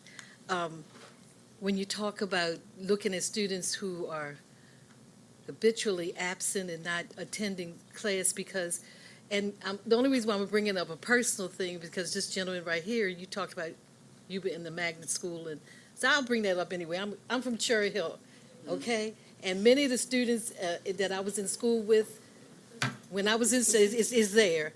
When I was in school with now are doctors, lawyers, engineers, and all of that. And most of us was always late or absent for whatever reason, because we were extremely poor. And some of the reasons why they were absent was because of death in the family, murder, rape, whatever occurred. And because we had teachers who worked with us, it happens that they were successful anyway. And I sit here right now and I can remember when I was absent a lot. I have a PhD in chemistry. I studied at Oxford, okay? And the odds that I wouldn't make it to Oxford were gone out of the door. So I could name local people from Baltimore City who graduated, who was in Cherry Hill and other parts of the city, and they were very successful. So I get really nervous when and I've been in education for 40 years. I get extremely nervous when we talk about attendance, because unless you are going to run a program where you can say, let's take 1 year to look at the program and see what happens within that year and see how that works, I would say that's a great idea. But to just put this in place, and we have so many students all over Baltimore City kids who are homeless or coming from, and we know the families that they're coming from. Some of them are latchkey kids who are raising their families. Some are mothers and fathers. In high school, they're mothers and fathers taking care of kids, and they're getting the other kids off to school. And even though you say you have social workers and people that are working with the kids, you will never know the real issues that's going on at home, because they will never tell you everything, okay? So I think it's a good idea to look at attendance, but we have some diamonds at these schools, and some of them just can't get to school. And I can name many people in the state who are in the same situation that I'm in, who are very, very successful. So what I would like to see happen is that you look at the program instead of putting it in place, because the message is wonderful, but sometimes the messenger isn't. Okay? So I would appreciate, and I'm just suggesting, that do what you're going to do, but let's take some time and see how it works. And you have parents that might be in the audience, and they might be listening. They will never tell you the whole story. So it's wonderful what you're thinking, and it's very nice, but I would recommend that you take some more time to look at that program. Thank you so much, Commissioner. I have Commissioner Roberts. They asked your question. Okay, perfect. Commissioner Frank? I just want to try to understand at least part of your position.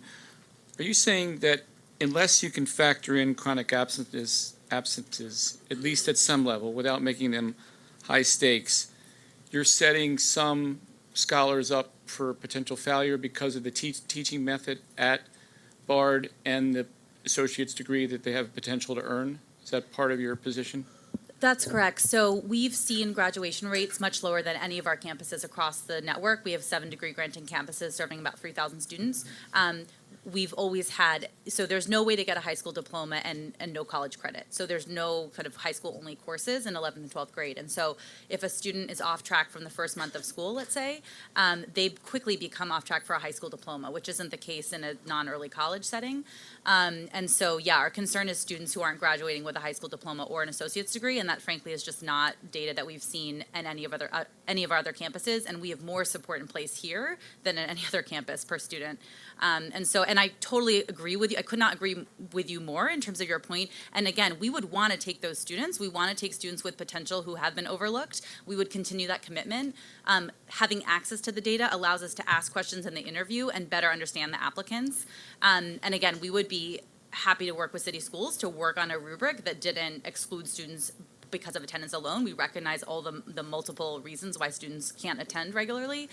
We just want to not be in the position of taking a student who is, in a sense, worse off because they come to us. That's the last thing we would want. I have to ask this question then. So tell me how this plays out in real life, right? So you're, because I think, I've been trying to follow the conversation, but I think I'm hearing you say you want the data, but you won't use the data in your selection process.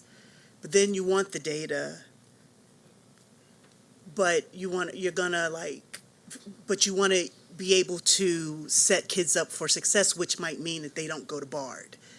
So I'm hearing both of those things, and that's confusing to me. So my question is, so if you could clarify that for me, that's the one thing. But the second thing is, What if you got the data after you selected, after you've made your selections, and you're like, these kids have been accepted to BARD, then you get the attendance data?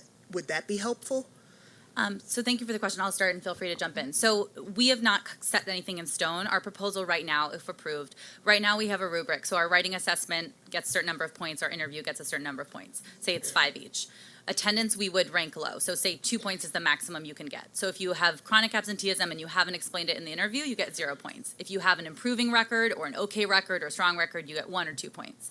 So it can't disqualify you, but it's factored in. Secondly, it would allow us to ask in the interview, okay, we see you haven't gone to school a lot. So what kind of barriers did you face? How are you thinking about this at BARD? Like what could be different? So we could, if they're accepted, come up with a plan. So it couldn't rule out a student, but it would factor into the decision. I think if a student said, I really hate school, that's why I don't come, something like that would be disqualifying probably, because that would also show up in the interview. But it would be an additional piece of information. Again, this is a college application at the point of 9th grade, essentially. There's no follow-up. Does that make sense? It does make sense. So I'm thinking it could also play out like, why don't you tell me about middle school? How was it for you? And then you're encouraging a conversation at the point of the interview where you allow the student to do some disclosing of what that experience was for them. And then you can have further dialogue around, did you go to school often? Were you absent sometimes? Like how, I'm just trying to figure out a way that we're giving every kid their best chance, and we're not finding loopholes or ways to disqualify students, to Commissioner Bondima's point, who are packed full of potential. It's just needing an experience to expose that potential. Right. Well, I think that it's for that exact reason that we've been so careful about not asking that question in the admissions process to this point.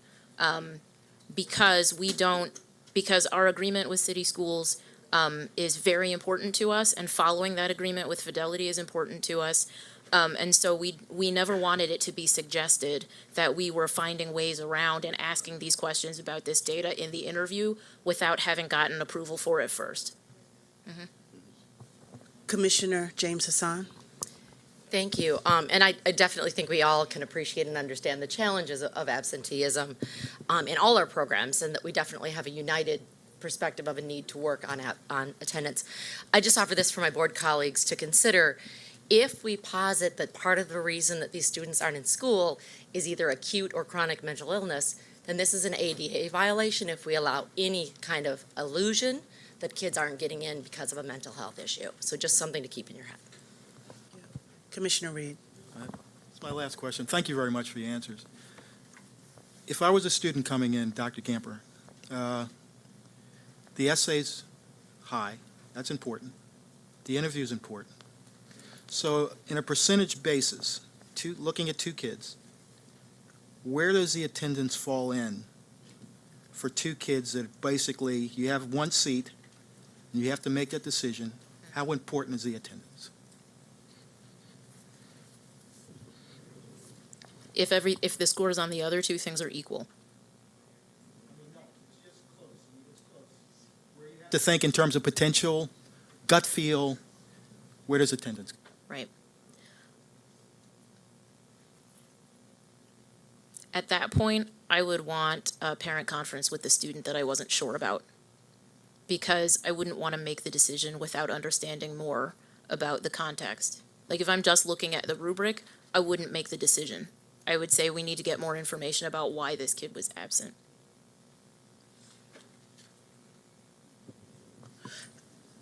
Dr. Santelises. Oh. You mentioned that for this academic year, since September, there's been 22 students that are chronically absent. Have you done any kind of root analysis as to why they've been absent and any causes around that? We have, and so for a lot of those students, it does have to do with chronic health problems and mental health issues. There were also some grief and loss issues that were happening in that population. Dr. Santelises. Usually I actually don't ask questions at this time, but just given the presentation, I'm going to ask them anyway, or ask this one. What do you have in place to safeguard the very real human educator, and it's educator human, right? Decision-making that when you are presented with a choice with a student, you don't implicitly, not explicitly, but implicitly gravitate towards the student that presents with less challenge and less obstacle. And I'm only asking, and I'm asking that like forthrightly, right? Like just for us all, because I think it's human. I don't think it's about being bad, being good. I think in the same way that I have a board that safeguards my implicit belief in systems and has a checkpoint, what do you have in place to do that? Because because given the concentration of need within our city, a student who comes 15 more days a year is a more, just on a human, like, let's not get into whether people are good or bad, but just at a human level,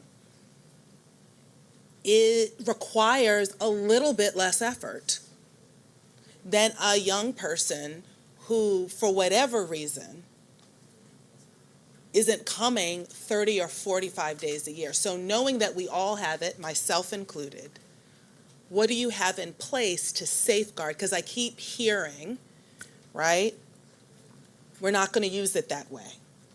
We're not going to take it that way. And if all the players that are sitting here and standing, and by the way, you guys do not have to keep standing. We just wanted to know who you were. You don't have to keep standing. But you can if you want. You can if you want. I just didn't, I was like, God, do they feel compelled to stand? It was great seeing you. Right? If all the people change tomorrow, what is to safeguard a new slate of reviewers from going to that very human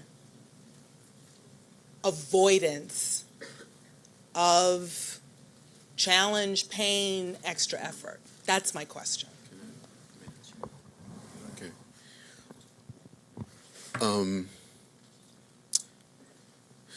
The fact that our process is holistic.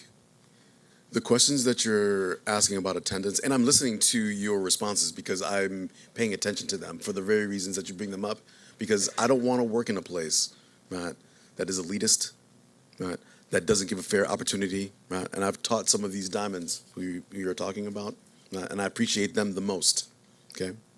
But I just think that a process that is not holistic is not going to be successful, Matt, for the same reason that we wouldn't necessarily not admit a student because of poor grades, Matt. We're not going to necessarily discount a student because of poor attendance. The unique program that we have at Bard and the unique body of students, Matt, who are not perfect, Matt, misfits, Matt, and many other places, Matt, this place was built for that, Matt. And we have an admissions process in place that ensures that people who want to have an opportunity to do this has the opportunity. But at the same time, for whatever reason, there are things in there, very human reasons, why they wouldn't be prepared for what we have to offer just yet. And I'm not saying, once again, not to discount these things somewhere down the line, but I think it's important that if you're looking for that safeguard, that mechanism, is that our admissions process is holistic.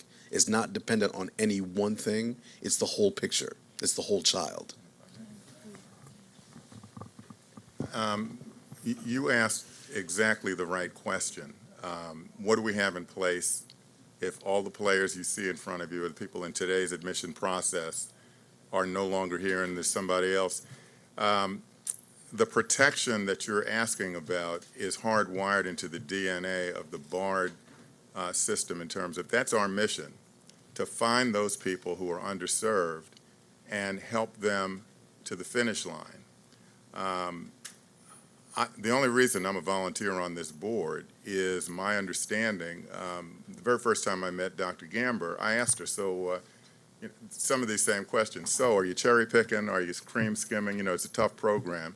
And she says, no, we understand the full range of challenges that our middle school students that we're receiving have had to face, and many of them have been underserved, diplomatic way of putting it. And we don't look at test scores. The holistic approach to evaluating students is a real thing. And we discuss these very issues at every advisory board meeting. I know the faculty talks about it daily, about how do we find these students, reach them where they are, and you need not worry that we would use it as a violation of the ADA or any of that kind of stuff. We just want to know what is our reality in terms of our job in meeting the students where they are and getting them across the completion finish line. That is a real thing with us, and frankly, we're kind of proud of the fact that we seek out the toughest students to get across that finish line, because think about it, 8th graders don't know anything about college in many cases. So we're getting them up a pretty steep hill, coming from a wide range of backgrounds across the city. And that's the best answer I can give you. If you look at our mission and the vision for the whole BARD system, that's what we're about. That's why we exist. If I could just add one final thing, thank you for the question. I think so it is very much in the DNA, as James said, and we hire very carefully for alignment to the mission.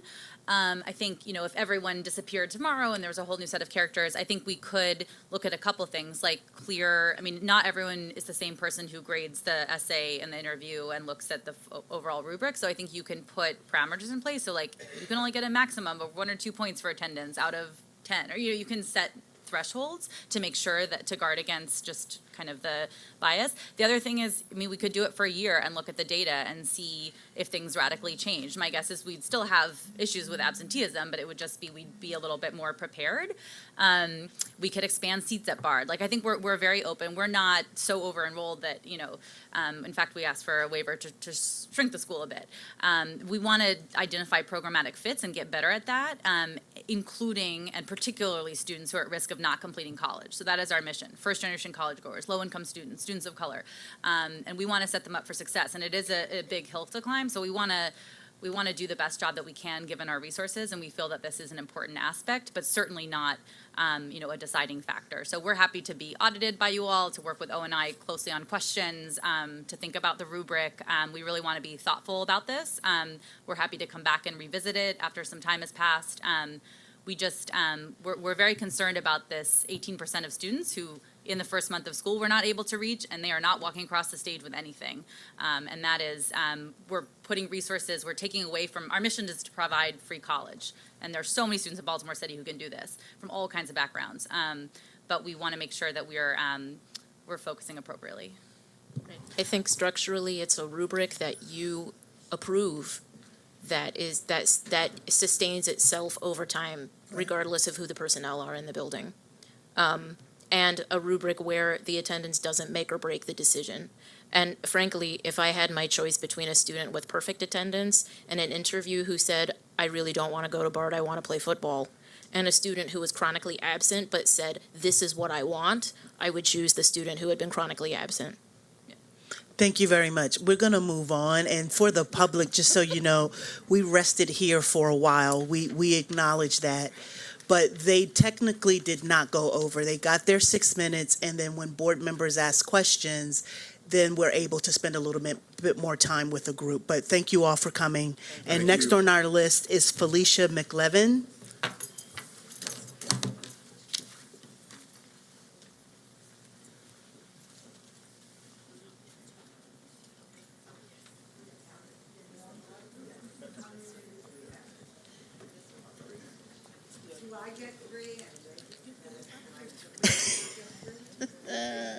Let's see here.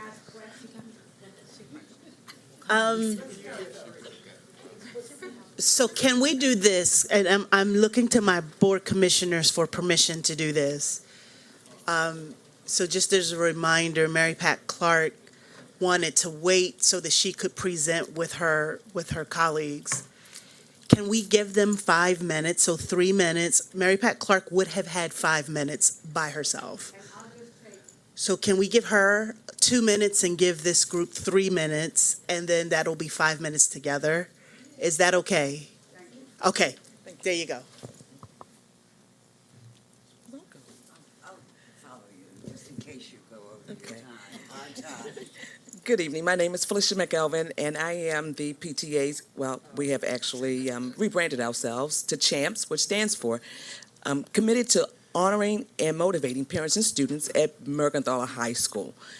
And to my right is our treasurer, and Mary Pat Clark, our city council person for Monroe, and Angie Winder, who used to be the former PTA president in Monroe. So I'm coming to you because of the incident that happened over the winter break, the potential threat. Now, I do understand, clearly, we as parents understand that there's nothing no one could do because of what happened. But our concern greatly is the lack of communication to the parents. It's as if we were not considered in the communication at all. I did receive a robocall, but I never received an email communication from anyone ever. And I've asked a lot of parents, and neither have they. So we have met, and we had 2 meetings. One, representatives from North Avenue was there at the first meeting, and we were told that the student was expelled and would not be back at Mervo, but that actually did not happen. The very next day, on Friday, the student was in school, and again, parents did not know. We were not notified that what was told to us did not actually happen. So, and we as parents have been meeting, and we know that we have internal issues as well. So we're working with Principal Langston and administration there at the school to make sure that the gap is bridged between school and home. But we come to you to ask that we have safety measures in place, so to make sure that nothing else could go wrong. That there could be, if just in case there's a mass shooting casualty, that is prevented before we even get to that. So I do understand that the metal detectors are forthcoming if they have not been in place. We do have a scanner that has been broken for a long time. My question is there not a plan, just as if a Xerox goes down, that there are technicians that come in and fix stuff? Now, granted, we have had issues previously, earlier part of this year, but I, for one, as the leader of the CHAMPS organization, work diligently with parents. I'm at the school all the time. I give a lot to the parents. I call the children my babies. I know them by names. I know the staff. I go around, I welcome them. I volunteer in any capacity that I can. And I just want to make sure that, one, our babies are okay. Granted, they have a lot to even go through before they even get to school. They deal with a lot of trauma anyway. And Ms. CEO said, leave from your seat. And that's exactly what I'm trying to do. I'm trying to leave from the seat that I am in to make sure that Mergenthaler is okay, that our babies, once we send them off to school, that they are okay, that they are safe, and that we know that, and there is a plan of action in place that parents know, a communication. But just like at our meetings at PTA Monthly, you could come with your issues, but we also want solutions. So I am providing a solution. Our parents have requested that we have an additional police officer because of the size of the school. There are only 2 for 1,800 students. Okay. You good. We have 2 minutes together. Would you like to say something there? No. Okay, all right. And secondly, Oh, okay. Are you? Secondly, parents have wondered if there could be a citywide monitor tip line where if parents know information, that they could go online or either call and give information that's helpful, and that way parents will know, and the chain of command can go down that way. And this past incident with over the holiday at Mervo, the principal was actually, she was on vacation and she was out of the country. So who in her absence is to contact families? That we don't know. So I'm going to pass the mic on to someone else if you would like to speak. You want to speak? I'd just like to say, I would like to say that what the president has said. I was at those meetings and the school was very concerned, and communication is very important part. There's good communication within the school building. We need some help. It was mentioned we would like an additional police officer assigned to the school. We have 2 out of 1,700 students. We would very much like to have more than just one metal detector because we have 3 main entrances. We thank you for the prompt attention we're getting from the school system for fixing our exterior doors so they actually are safe and sound, for fixing some interior doors where they're new doors but the locks don't work, and that's being done as well. We're getting a lot of good attention that way. Yes, we do need we do need more attention or more safety there, because that was just brought out by what happened and the concerns that rose from that. So I'm very proud to represent Mervo, and thank you for this time. And did you want to say something? I don't know if the screen went off. We're out of time. I'm sorry, We're I out of used your time. Yeah, but it's fine. I wanted to ask my fellow commissioners if they had any questions for our guests. Commissioner Roberts? Good evening. Could you offer any insight as a parent on the thoughts and feelings from the students in the building? What were some of their concerns? What did they articulate to you? Well, I had to go to a resource officer at the school because I couldn't get it together. That's real talk. I was shaken. I was furious that parents weren't communicated. But the students, they were afraid, very afraid, because parents could not even let them know what the action plan was. We had to get our information from the media, and every channel had something different. So can I ask? I was going to say I wanted to add sure. just for another concern. I am on the alumni board, and I have family members and friends that attend the school or their children. I want to emphasize that while that was going around on the media, there was a student who actually was targeted. That is a family member of mine. So this is very personal. Whether it was a prank or not, that person, I don't know if the police department thought that maybe he was behind it, so they went to the home. They actually interrogated him as if he was a suspect. When they found out he wasn't, it was a oops. Having the student return the next day without even notifying the family member or the student, which was my family member, I just believe that everyone involved did not do their part. That is your Northeast District, your Northern District, because his home was in Northern District. And again, that was a target specifically saying that he would be the first one to be shot. Again, if it's a prank or not, I feel like there should have been follow-up, and that student should not have been able to come back to the school, at least notify them. So the only thing the family member was able to state is that if they felt uneasy or felt as if it was a threat and uncomfortable, they can transfer. That, to me, is unacceptable. Commissioner Brooks? I mean, I guess the question is for us, like, in terms of protocol for communication of incidents, could someone on staff talk to me about sort of what that looks like, particularly around parent engagement?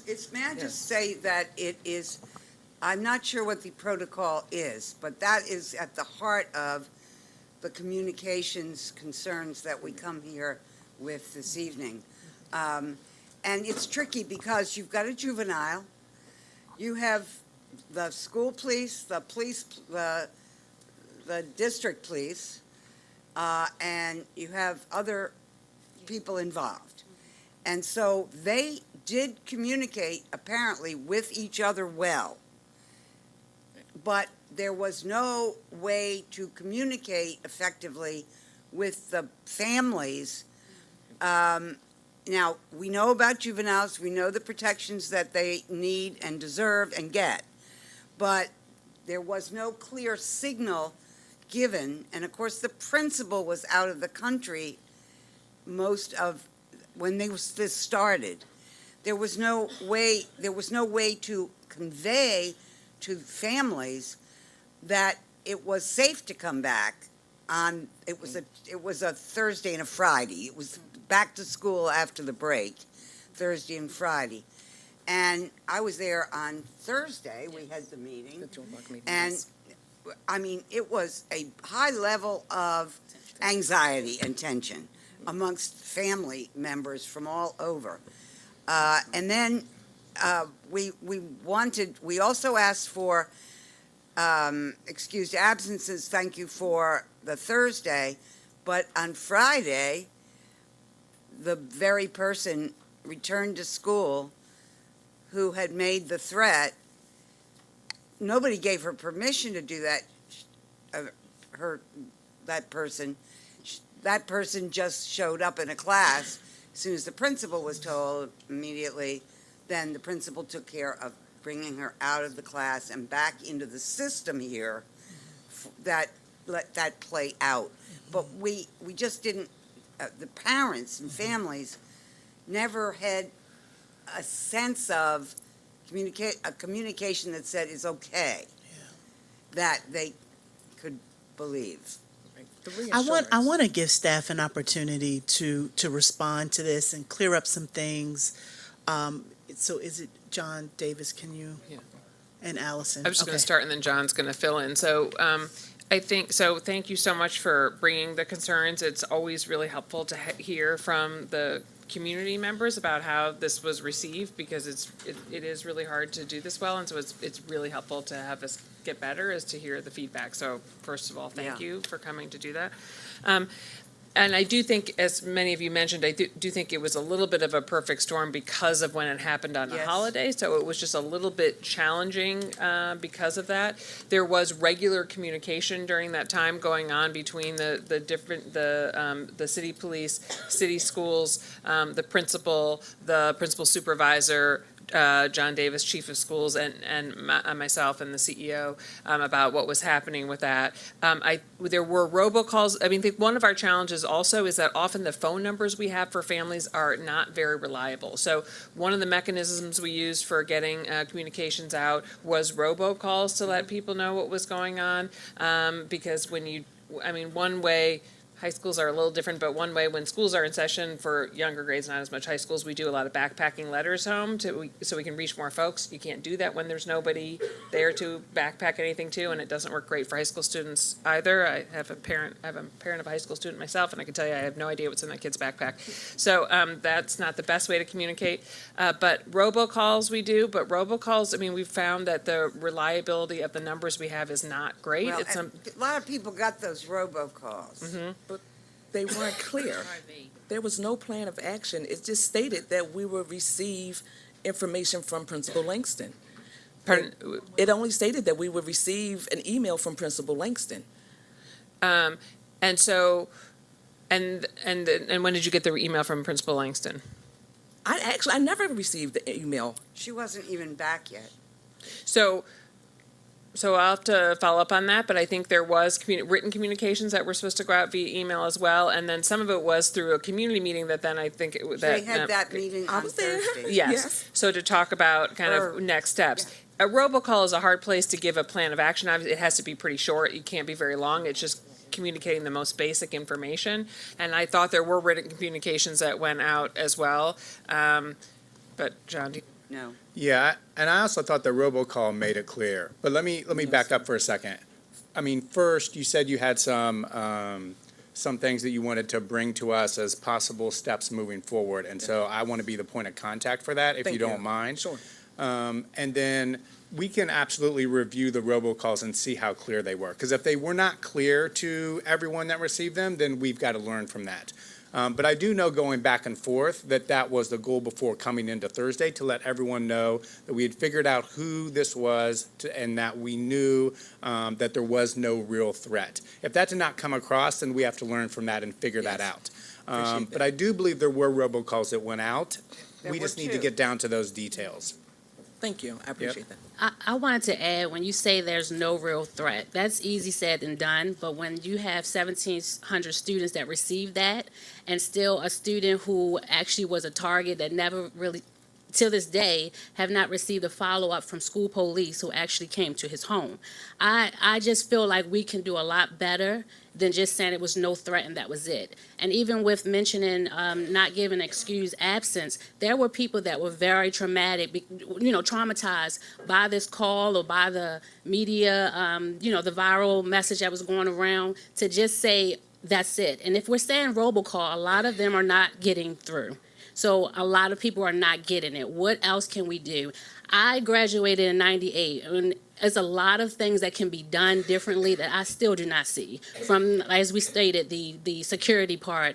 I don't know if the robocall or what else can be done, but everything from the doors, I think just making sure that we, from this day forward, if we can partner up and make sure that we remain partners, because it feels like we're talking about the same thing over. Even when I was the PTA president, we're talking about the same things that are going on. I sat with Principal Langston and her supervisor with my family member, and I have to keep going back because I'm really upset that he did not get a follow-up or even an apology or anything. In fact, the school police said that they will be coming to this meeting, and they never showed. So I feel as though we could say no real threat, but we have to make sure that this does not happen again, or we find a way to make sure that we're reaching these parents. I agree with you, and I just want to say I apologize that this happened this way, right? It was, to Dr. Santelisa's point, the perfect storm, right? We had folks on vacation, the school was shut down, and then this drops, right? We'll get this better. We're not perfect, but we want to work with you to get this better. And so we'll get better at it. We'll work with you to do it. I'm hoping that staff hears from the board perspective that we want you to work with this group of volunteers to help get this communication the way it should be. We have a wonderful principal at this school. I'm glad you And like that she's laying out a lot of training for the students. Okay. In case of something actually happened at the school. And we have a great PTA and a very energetic president here. Very much. And so in a way, it's brought a lot of us together in very positive ways. And we just want to improve the communications from Central to us. But inside that school, we're doing great, and we just need your continued support. Thank you. All right, thank you. Thank you so much. Thank you. Our last speaker tonight is Ms. Kim Trueheart.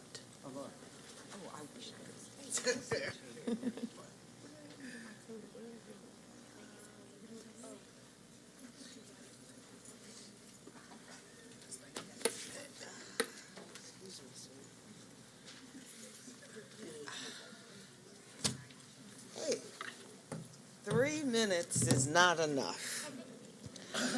Okay. Higher class sizes is not an option. Got that? Say that again, say that again. Higher class sizes is not an option. I can't think of one good reason to increase class sizes. Not one. Okay? All right. Let's talk about absenteeism. I've been working with a parent, and I've mentioned this previously, who has experienced what I am defining as significant trauma in her life, which means her children are experiencing great trauma, which means her children are absent during this great trauma.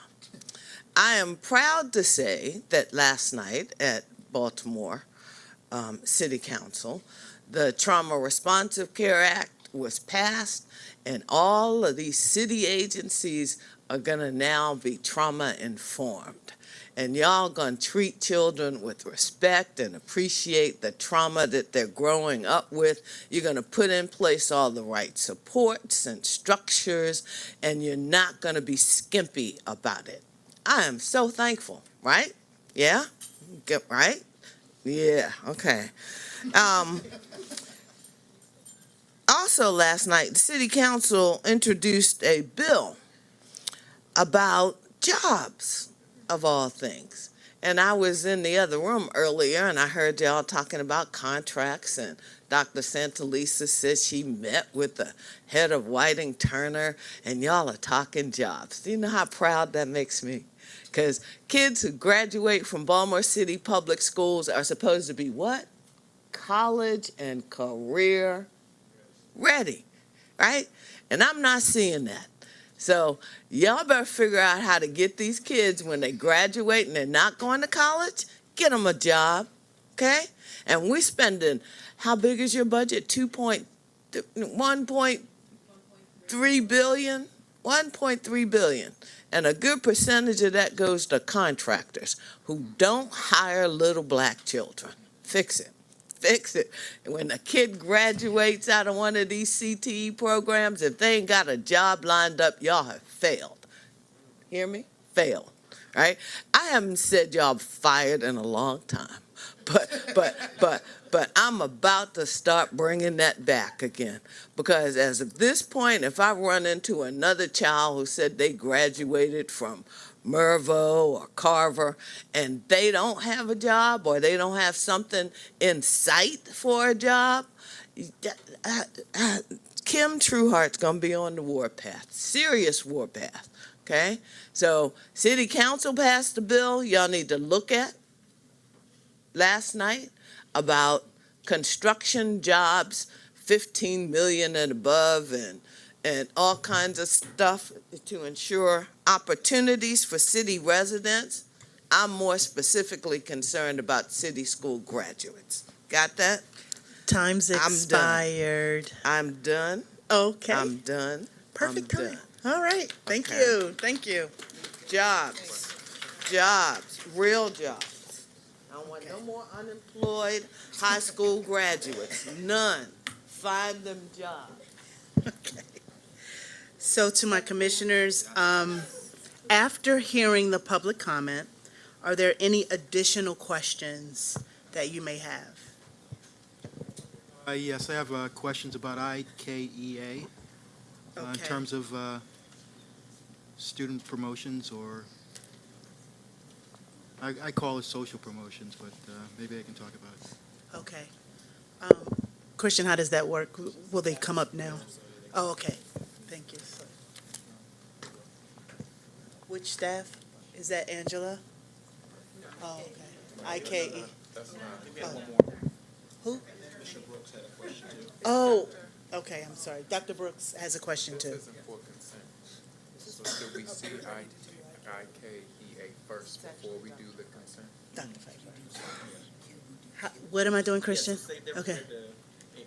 Answer the question about IKEA. Okay. So should we hear what Dr. Brooks's question is first before we go to the presentation from staff? Okay, thank you. Dr. Brooks? Great, thank you. I just had a couple of questions regarding changes in adjusting pay scales, particularly around what guiding principles and practices actually inform those decisions in terms of addressing or adjusting pay scales. Are there particular windows of time in which adjusting a pay scale and then a change happens? Is there any particular guidance, whether it's local, state, federal guidance that sort of would dictate what that looks like? And then particularly around, similarly to the question that Dr. Santelises asked of Bard, how do we address some of the issues on a case-by-case basis in terms of ensuring that those case-by-cases are not sort of more impacting particular populations of people versus some other people in this process?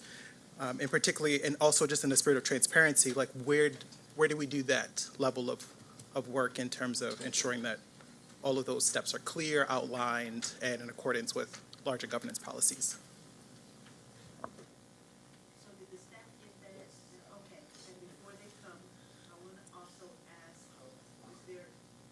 I'm sorry, before the staff comes, I also want to ask one more time, given the public comment, are there any other things that you may want to remove from consent? Commissioner Frank. I'd like to remove 8.03, Bard High School, early college, the waiver request. Okay. And I also wanted to ask a question in addition to Commissioner Brooks. Do we know how the Baltimore BARD admissions criteria, the essay and the interview compares with BARD early, sorry? Yeah. Is it? So we The have en- the Commissioner, enrollment. we have The 8.03 way- and 8.08. 8.0 Oh. already removed. This is about the admissions criteria. That's already been Okay, removed. so, that's Okay. 08, And then I had an additional question about 03. about the admissions criteria. Oh, okay. So then we're going to keep Apologize. 03 at this point within consent, and 08 will answer both your questions. Okay, thanks. Okay, perfect. All right, now we'll have staff. For IKEA, IKEA. I had to say it, I had to say it.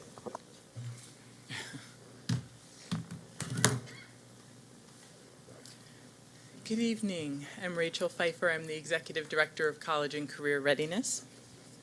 And I'm Danny Heller, the Manager of College and Career Readiness. Just to make sure, I want to make sure we're answering the questions appropriately. I know there was a specific question about kind of social promotion related to the regulations, but could you repeat the last question, Commissioner Brooks? Yeah, Oh, let sorry. me Yes, give you Reed. I'm sorry. my slant. I guess in terms of the mechanisms are being set in place where, at least in the lower grades, there are less impediments to be promoted. Mhm. So if in the lower grades you have less impediments to be promoted, there's a possibility in the higher grades they will be less successful and you'll have negative growth in terms of promotion because they may not be ready. And we worry a lot about, we talk about CTEs, we talk about college readiness.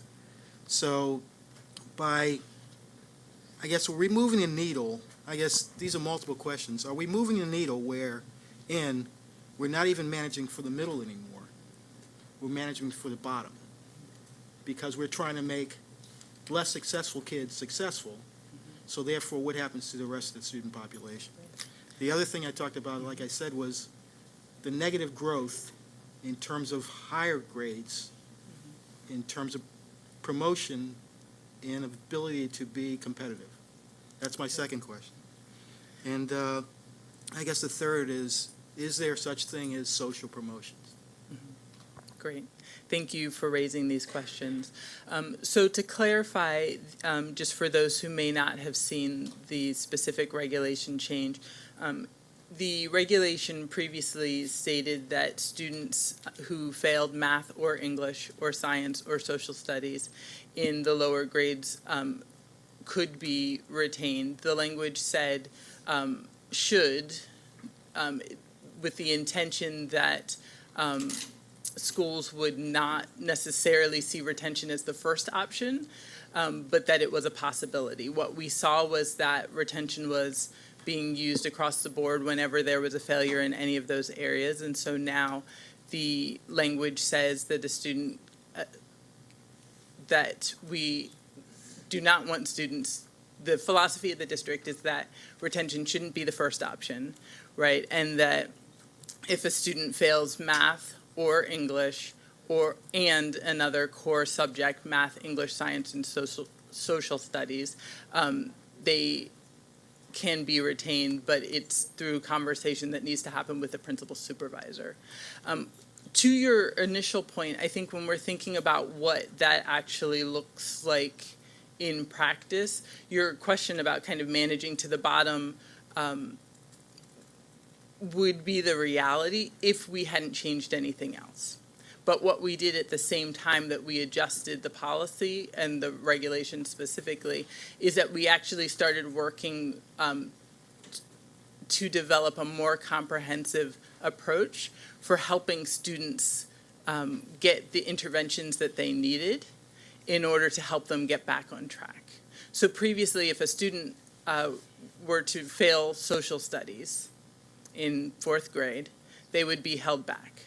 Part of what we're saying now is, what is the school doing? What has the school demonstrated that they've put in place both in terms of communication with parents early on, in terms of gathering a group of educators around that student and wraparound supports to be able to figure out what the student needs in order to address that area where they're struggling academically.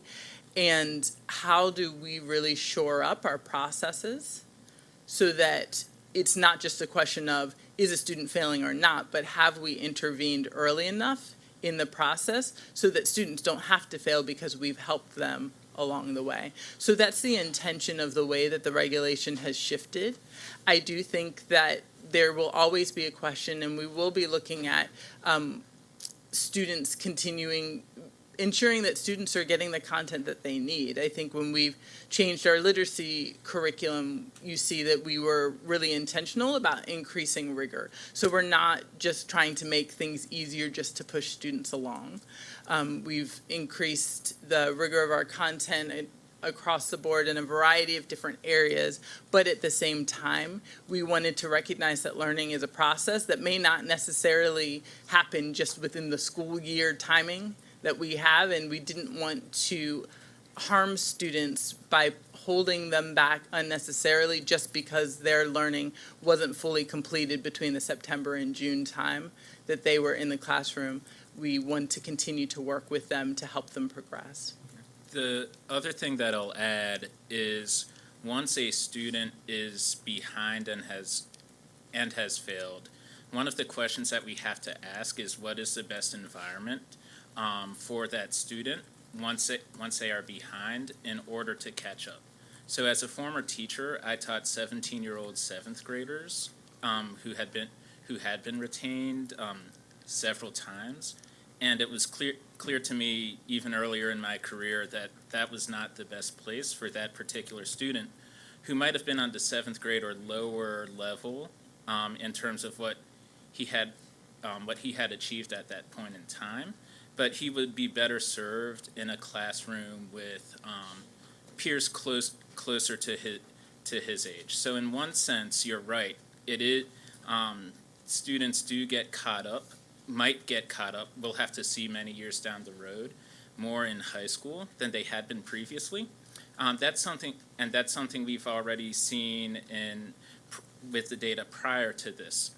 At the same time, we feel that we're giving them the best shot to succeed in classrooms with students closer to their peers' age. And one other point to Dr. Pfeiffer's point about rigor is we've also implemented at the same time a more rigorous grading policy. So and it's a more consistent standard across the district of what it means to master content or to pass classes. So our grades will hopefully be more communicative of where students are and where they need to go so that we can have those conversations, those better conversations that Dr. Pfeiffer talked about at the school level.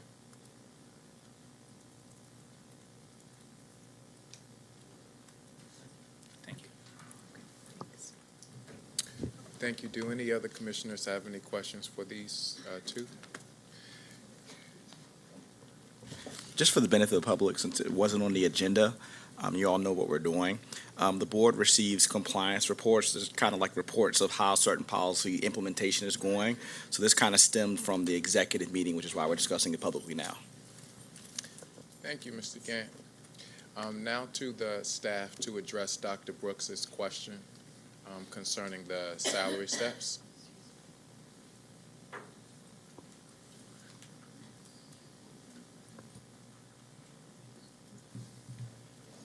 Good evening. First, I would say, just to make sure that I am, I guess, narrowing on the question you're asking appropriately. So in terms of the scales themselves, 98% of our employees are affiliated with a union, and therefore the scales are negotiated with unions. So, what someone's salary can be and how they move salaries over time is dictated by those agreements. The place where there is a decision that is made within the Human Capital Office is in terms of where someone is placed when they are hired as a new employee. And we have a compensation policy, GBCA, and the regulation for policy GBCA indicates that the Human Capital Office is responsible for outlining the process used to determine placement of new employees on salary scales. Part of the question was whether there's a particular cadence to reviewing what that process is, and the answer is no. There's not an annual timeline or a biannual timeline. The district considers various things, including how to make sure we're competitive with other districts when doing that. So I'll give a couple of examples. When we hire new teachers, the district for some time has given credit for previous experience as a paraeducator. So if someone has been a paraeducator for every 2 years they were a paraeducator, we give them credit for 1 year of teaching experience when they're placed onto the salary scale. And the other example I'll give is before July of 2018, the district had the process outlined for placing people onto the teacher salary scale when they were hired as a new employee went up to like the 10th step. And we recognized that made it very difficult for us to compete for experienced teachers who had been working in other districts because they had moved on their district salary scales to a place that was higher than that, which means they're not going to choose to come to Baltimore City from another district to take a significant pay cut. So that's one time when the process for assigning individual placement change is in July of 2018 in order to make sure we could be competitive.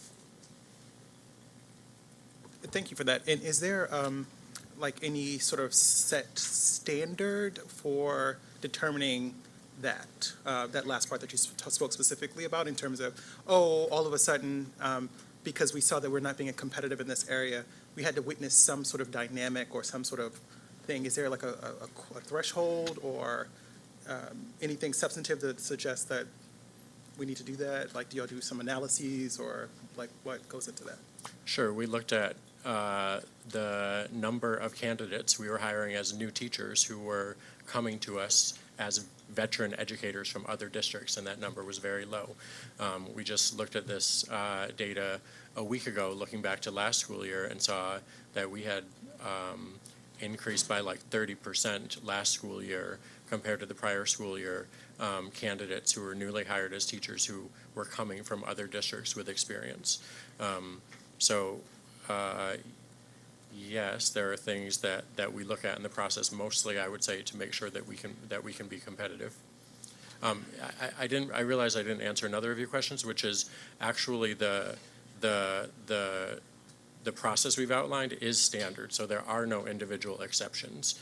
It's not that we're looking on a case-by-case basis at someone's experience and deciding whether to count 2 years of their experience or 5 years of their experience. If they have 5 years of experience, depending on what degree they have, that tells where they will begin on the salary scale. Thank you for that. You're welcome.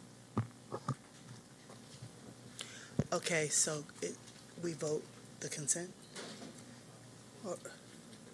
I'm sorry, I'm getting some clarification right now.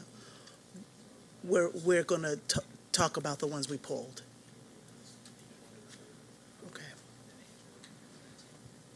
Okay. All right, so Commissioner McFadden pulled 8.02, which is the resident agent update request. Thank you, Madam Vice Chairman. It was simple. We're changing the resident agent from who it previously was, our former chief legal officer, and it is now changing. I just wanted to know what that process was, who is now the resident agent for us as registered with the state. I was just curious. I've never seen this before since I've been on the board, so that was my question, to see that conversion over from the previous resident agent to whoever is serving in that capacity now, because we didn't get that. I don't think we saw. We just saw that it was changed.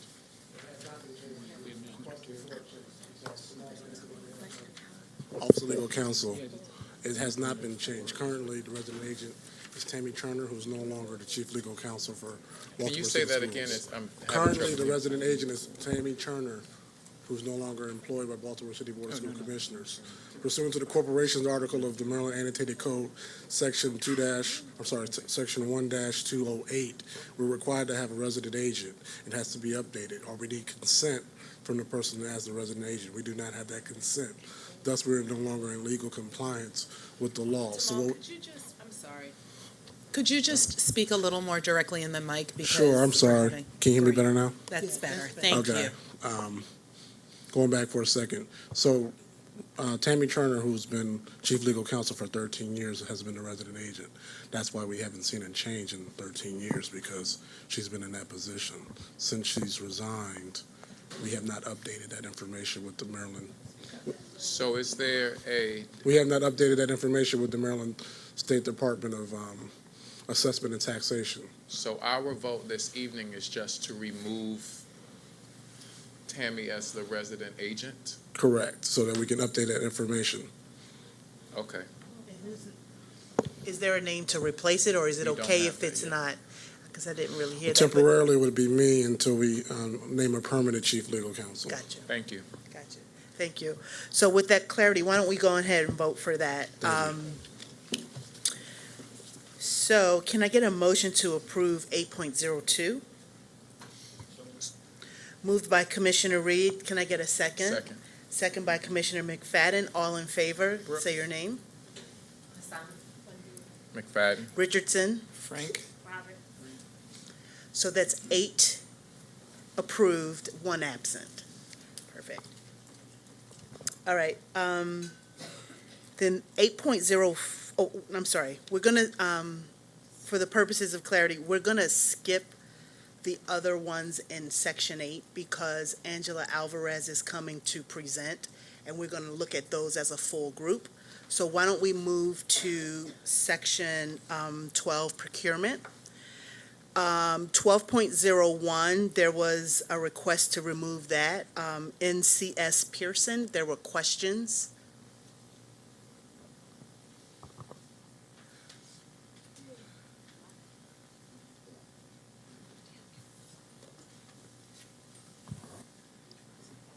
Hello again, still Rachel Pfeiffer, Executive Director of College and Career Readiness. Joe Vogel, Interim Director of Procurement. Thank you, Dr. Pfeiffer. I just wanted to clarify with this, it's not a lot of money, you know, for some things we get, but we know that our rates of certification for our CTE programs are not 100%, and that some schools have a higher pass rate for certain certifications than others. So first, I'm wondering if you have just some basic information on the sort of under the big CTE certificate. As I'm reading this is for more like subsets of certifications. And then, you know, it's what, $1,000 to $5,000 per site for the license. Right. Would it make more sense to have a central location because it's a relatively small number of students, or am I wrong that it's a small number of students? So just in looking at the certification rates for the Microsoft Office suite, we've got about an 89% pass rate for that, and that's of concentrators, so students who are in the third pathway. Right, and so I'm going to like channel my inner Dr. Bundima here. So how many students is that? That's a great question. I will send that to you. I don't have that right here, but I can get that to you. I'll get that. I don't Okay, want to guess. And I'll also get you the number. It's about a 68% for the Adobe software, and again, I'll get you the exact numbers. Great question. Thanks for asking it earlier about whether we could do one site. I checked with the team, and we reached out to Pearson to see what the cap is for each site. That would be one limitation to consider. The other is that we are always looking at about $600 to $800 per bus. So we just need to think through just the efficiency of having students be able to do it on site at their school versus having to pay for buses to take them out to another location, and we can definitely look at that. So when we find out what the cap is for a single site, we can share that as well. And most of those are online exams, yes? Yes. So they could be at Baltimore City Schools at any location, yes? Or does each location need a site license? each location needs a site license. So we actually have been looking through, as we shift different buildings and the way we use our facilities around the district, we've been looking at trying to create a centralized site for some of the tests. There are some cases where it really could be convenient and a better use of the computer infrastructure we have in order to do that. So glad you brought it up because it was already something we're thinking about. We just have to see again what the cap for that specific site license would be. Okay, thank you. Yep, absolutely. Appreciate that. All right, so, I'll move approval. okay, so,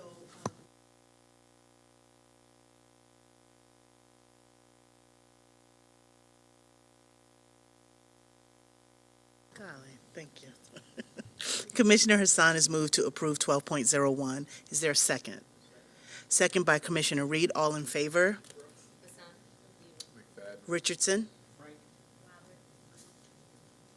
That is 8 approved, 1 absent. We'll move to 14.01, Plant and Moran. Yeah, there were some questions.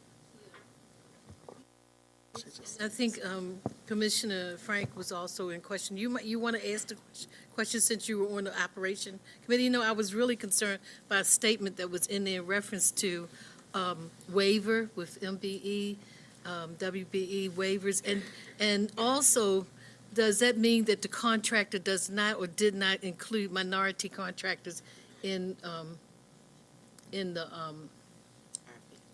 huh? The RFP. Yeah, RFP. I just was unclear about that. It shouldn't take long for. My name's Michael Smith, MBE consultant. As part, what occurred was a pre-solicitation waiver request. Could you speak a little louder? There was a pre-solicitation waiver request. As such, on this contract, there is no MBE participation.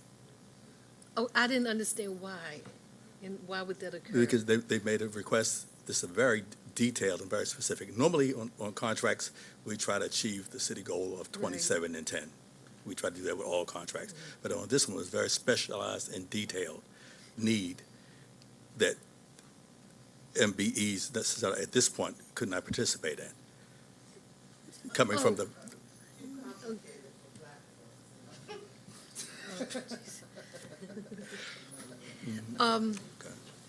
I'm just looking at it from the legal point of view, and when you know that we have a percentage of, we have to have a percentage of minority contractors who have to participate, like, what is it, 29%? And how do we get away with that? on the city side, it's 27 for 27 is- MBE and 10% for WBE on the city Okay. side. How do They're on they? well, it's required that we have an opportunity for waivers as well as pre-solicitation waivers.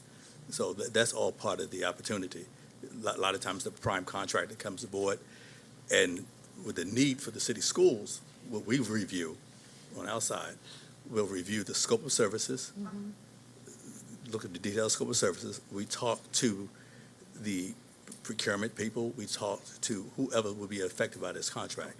And what was described to us was there was a need at this point, in this phase of the process, for a very specialized subset, very specialized. Now, going down the road, once the implementation occurs, we expect significant MBE participation. And you know, and I think you guys do a great job evaluating, and you know your stuff. I just think that when it gets to the board, when we're looking at what you send or what you say is happening, when we know from previous experiences what needs to be done legally or not legal, I don't know, because I'm layman here. But it's not enough information to understand why. You know, so when we vote, and we, you know, like you said, specialize, it's critical things going on while it's why there's a waiver. But for a person that's reading this, I really would like to know what is it that's allowing a waiver. You see what I mean? It's, instead of just voting on what you said, which I trust. But we have to have information as to why, when we know that there's issues concerned with hiring minority contractors. or minority businesses. So You know what we- I'm saying? Wait a minute, Kim, let me handle this. Okay, okay. So I'm just saying that you do a great job with it, but I think that we just need more information So- to be able to vote and say yes or no. You see what I'm So going? what you're And asking from I'm not us- saying you're doing a bad job. I just feel like when we get a document, we just need to know more information, that's all. I hear what Got you're it? saying, so perhaps in the future, when a waiver is granted, or maybe even a reduction in the normal amount, we get more detailed information as opposed to normally put down the scope of services does not allow, and then we stop there. But clearly, we have more detailed information available to us. Right. So perhaps going forward, we can provide I'm additional sorry, speak a information. little louder. I'm having old age issues. Perhaps going forward, we can provide additional information to you when there's a waiver or partial waiver granted. Can I also suggest that when we were at audit committee, we talked about this a little bit, and you talked about the segmentation process and why this would or would not follow, work under the segmentation process. Can you talk a little bit about what made this contract more complex to do, to segment it in order to meet some of the MBE, WBE goals of at least portions of it? Okay. Hello, everyone. Senior Legal Assistant Gary Atkinson. During that meeting, I talked about the difficulty with putting a goal on this contract, mainly because we reached out to Chief Sashi and determined that it was such a specialized need in this area, and that the timing deadline and the other complexities with the contract is why we move forward with not putting a goal on it.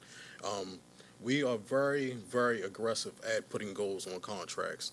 As the best of our ability, we try to get as much participation from the MBE community as we can on contracts, and also we try to get these vendors to become eventually MBE proms in a program. That's the whole purpose behind this program. We go to outreach events.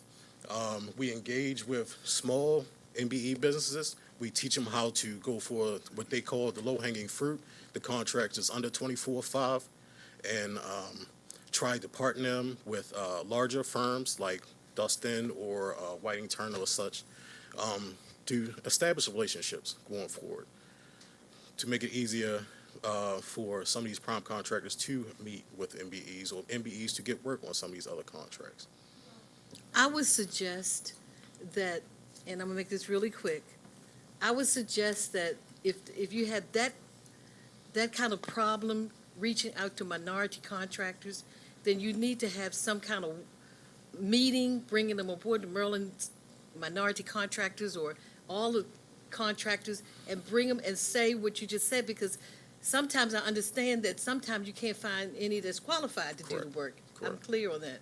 But then after everything is done, then you'll have a contractor come forward and say, I didn't get that information, I didn't get, and some of, for whatever reason, didn't get that communication. I just think that we need to clean it up and throw it away so we won't have this problem ever again, is to bring them together and say, what can we do to make sure that you have the information that you need, and we can make sure that we comply with all the rules and regulations, and we don't have to have a waiver again. All right, I want to shift to Commissioner Frank, who also has questions here. Thanks. This was, thank you, following up on your comments, Commissioner Bondima. This was discussed at the Operations Committee, and I guess I have less questions about the segmentation process as much as the pre-solicitation waiver. Because I wonder if how we make that judgment. Number one, that there is no segmentation possibilities. I guess we look through a directory of local MBEs and we've determined that this particular service, this project management service, cannot be provided by an MBE or WBE sub. We've made that determination by looking at a directory, I assume. And the second question is, in our effort to try to build prime contractors, if we had not included a pre-solicitation waiver, would we have given a smaller MWBE contractor the ability to joint venture with a larger prime so that the smaller subcontractor would have the ability to access this large contract, learn in the process, and participate in a valuable and genuine way. So I guess my question is, the decision the judgment to waive any participation prior to the solicitation so that we didn't even really send the signal that we'd like to see some effort for participation either through segmentation or through joint venture. Typically, what occurs with a pre-solicitation is come from procurement, and they would detail why they need. Come to our office, we'll review it. It's not limited to just the looking for directory of certified firms. That's one of the major things that we use. But again, we also look at the scope of services, how detailed. We might look at if it's an immediate need that can't wait. We look at a lot of different variables, but ultimately, again, we want, as Gary clearly said, we want MB participation everywhere if we can have it. But sometimes it comes down that, again, a pre-solicitation waiver where there is no opportunities. We determine there's no opportunities. Again, on this particular project, is this on this initial phase that there's no opportunity for MB to segment to MBE. It's such a specialized project, and it's an immediate need for our schools.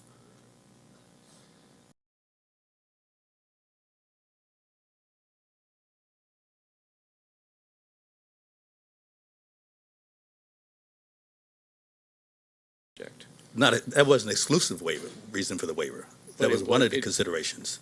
Had there not been a time factor, there may have been some consideration for not issuing a waiver prior to the solicitation? The way the scope of service is detailed to us, it probably would still have been a waiver. I'm sorry, what was the last? It may have still been a waiver. I don't know. But that was one of the factors that we looked at. Dr. Santelises.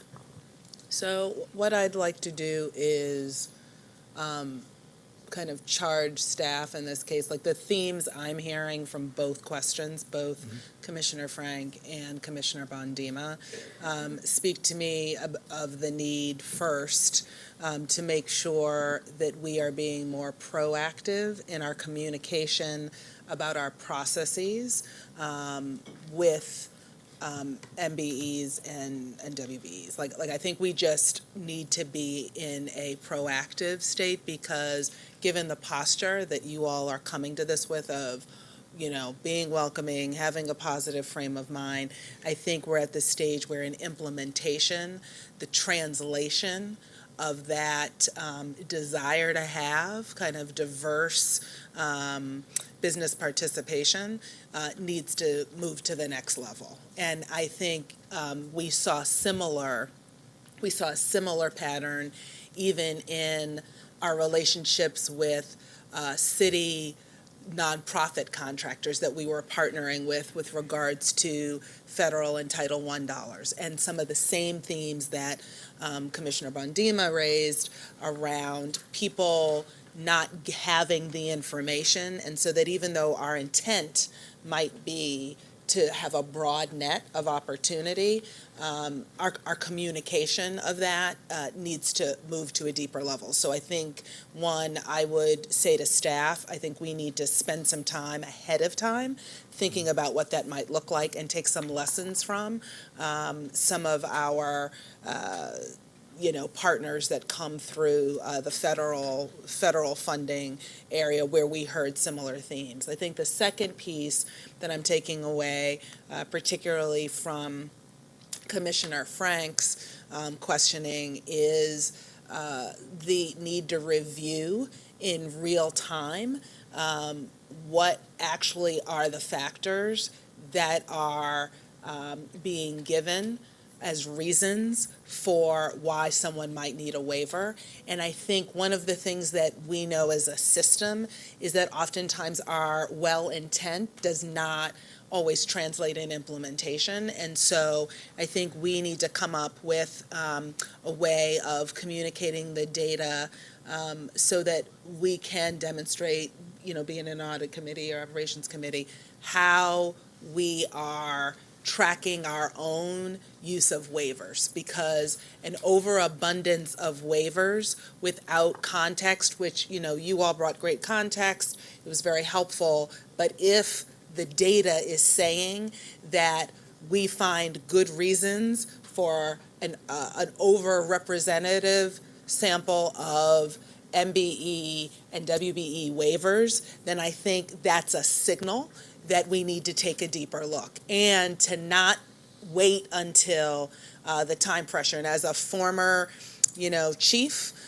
in this organization prior to being CEO, I get that the normal everyday work has a lot of things where time could be used as the rationale for why we don't do the deeper look. And so that's why I'm urging us to carve out some time cross-departmentally and cross-functionally. I know that operations has had some procurement discussions, and it cuts across the organization, that we be in a proactive posture ahead of time in really thinking about how are we charting some of the time crunch pressures and other reasons. Are we coding what those reasons are? So, for example, when you said even if it hadn't been for the time pressure, the waiver still might have been granted, what are the actual reasons that would trigger a waiver? Very much, frankly, the same way we do with student conduct data. We've done the same thing in a different part of the organization where we check ourselves through the monitoring of our own data to make sure that the well-intentions, the good intentions that we have are actually translating in practice. And two, it helps with transparency and communication with the larger public. So I do think that we've got some data work to do. I think that there's some kind of proactive analysis work we need to do. And then third, we really need to go kind of to the next level when it comes actually communicating with partners. And one of the things that I do know from other sectors is when you want to increase representation for those parties who are not traditionally represented, part of what that requires is extra diligence on the communication of what the requirements are, what the standards are. And I too have heard chatter. It's not just you, Commissioner Bondima. I mean, I too get chatter when I'm out in the public about, what is it that helps us qualify or not qualify? Knowing that there will always be places where we just don't have the kind of diversity we want. I think we need to do some work on the communication end. So I would just say, there may be other takeaways, but as I'm sitting here listening in some of the themes, I think that there's some follow-up that we can do and report back to the board. Good. Thank you. Thank you. Commissioner James Hassan. So, to Dr. S's point about sometimes we can use time as the reason for why we have to expedite these things, this is one of the reasons that we've been working on pushing the procurement policy a little longer. And these are the kinds of things that I think we're looking to see in that policy codified. And so if that becomes, given the discussion tonight, a need to postpone that policy further to allow the different divisions to dig in deeply and see what this might look like for them, I'm sure we can work together. I'll speak for the policy committee, but get a nod, that if we need to give it some more time so that it can be the kind of policy so that these discussions are more codified by what the board wants going into things. And Commissioner Reed has the final say on this. I mean, the commissioner and the CEO both talked about time. I guess my question to you is, I've been hearing that this has to be done now.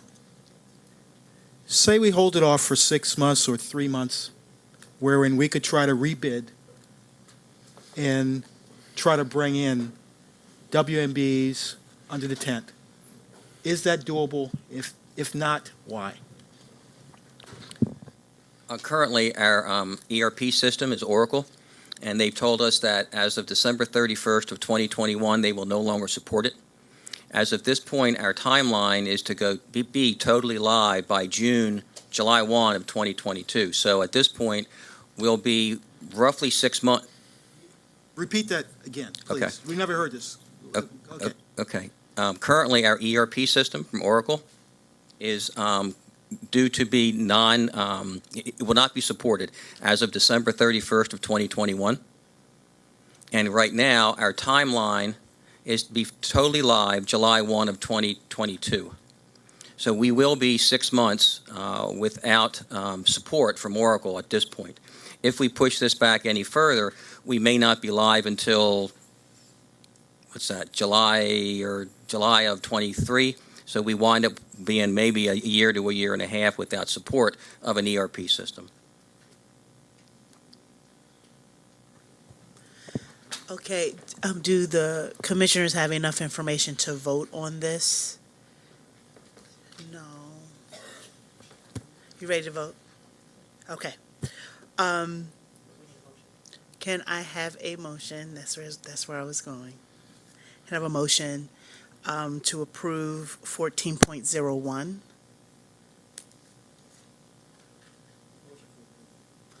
Approved by Commissioner Reed. Is there a second? Second by Commissioner Roberts. All in favor? Richardson? So that's 4 approved. I should say, are there any oppositions? Say your name. Okay, so 1, Bundema, did you oppose? Okay, okay, and opposed, so that's 3 opposed. So it does not pass, and one abstention, okay, and 1 absent, does not pass. Okay. At this point, I want to vote on the consent items, right? So that's everything that we are putting in by consent.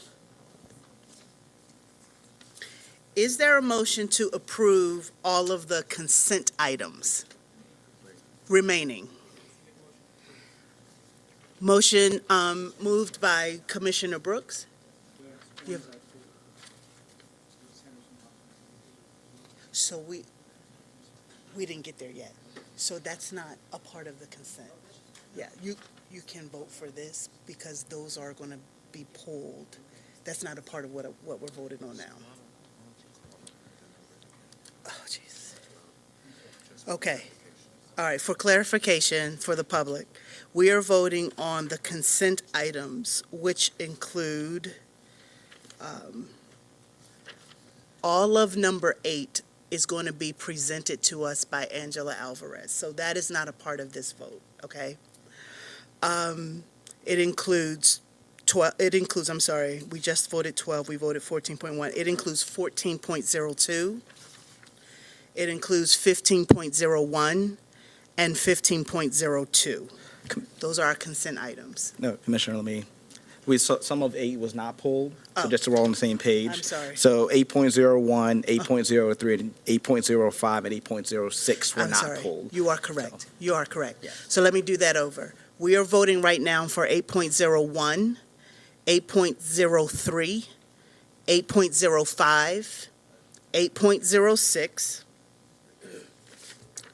14.02, 15.01, and 15.02. Yes, ma'am.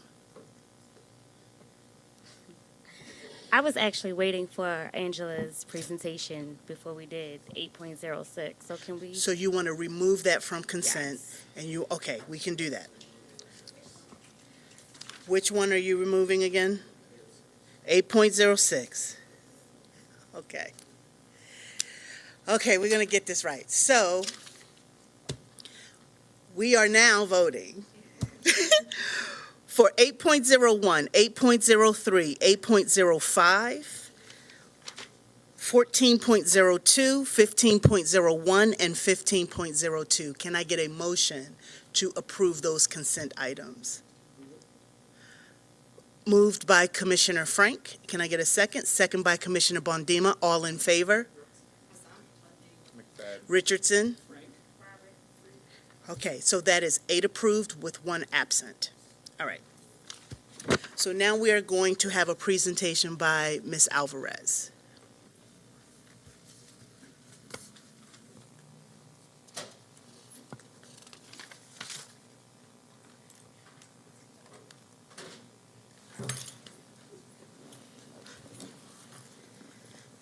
Good evening, everyone. Good evening, Good evening. Board Commissioners.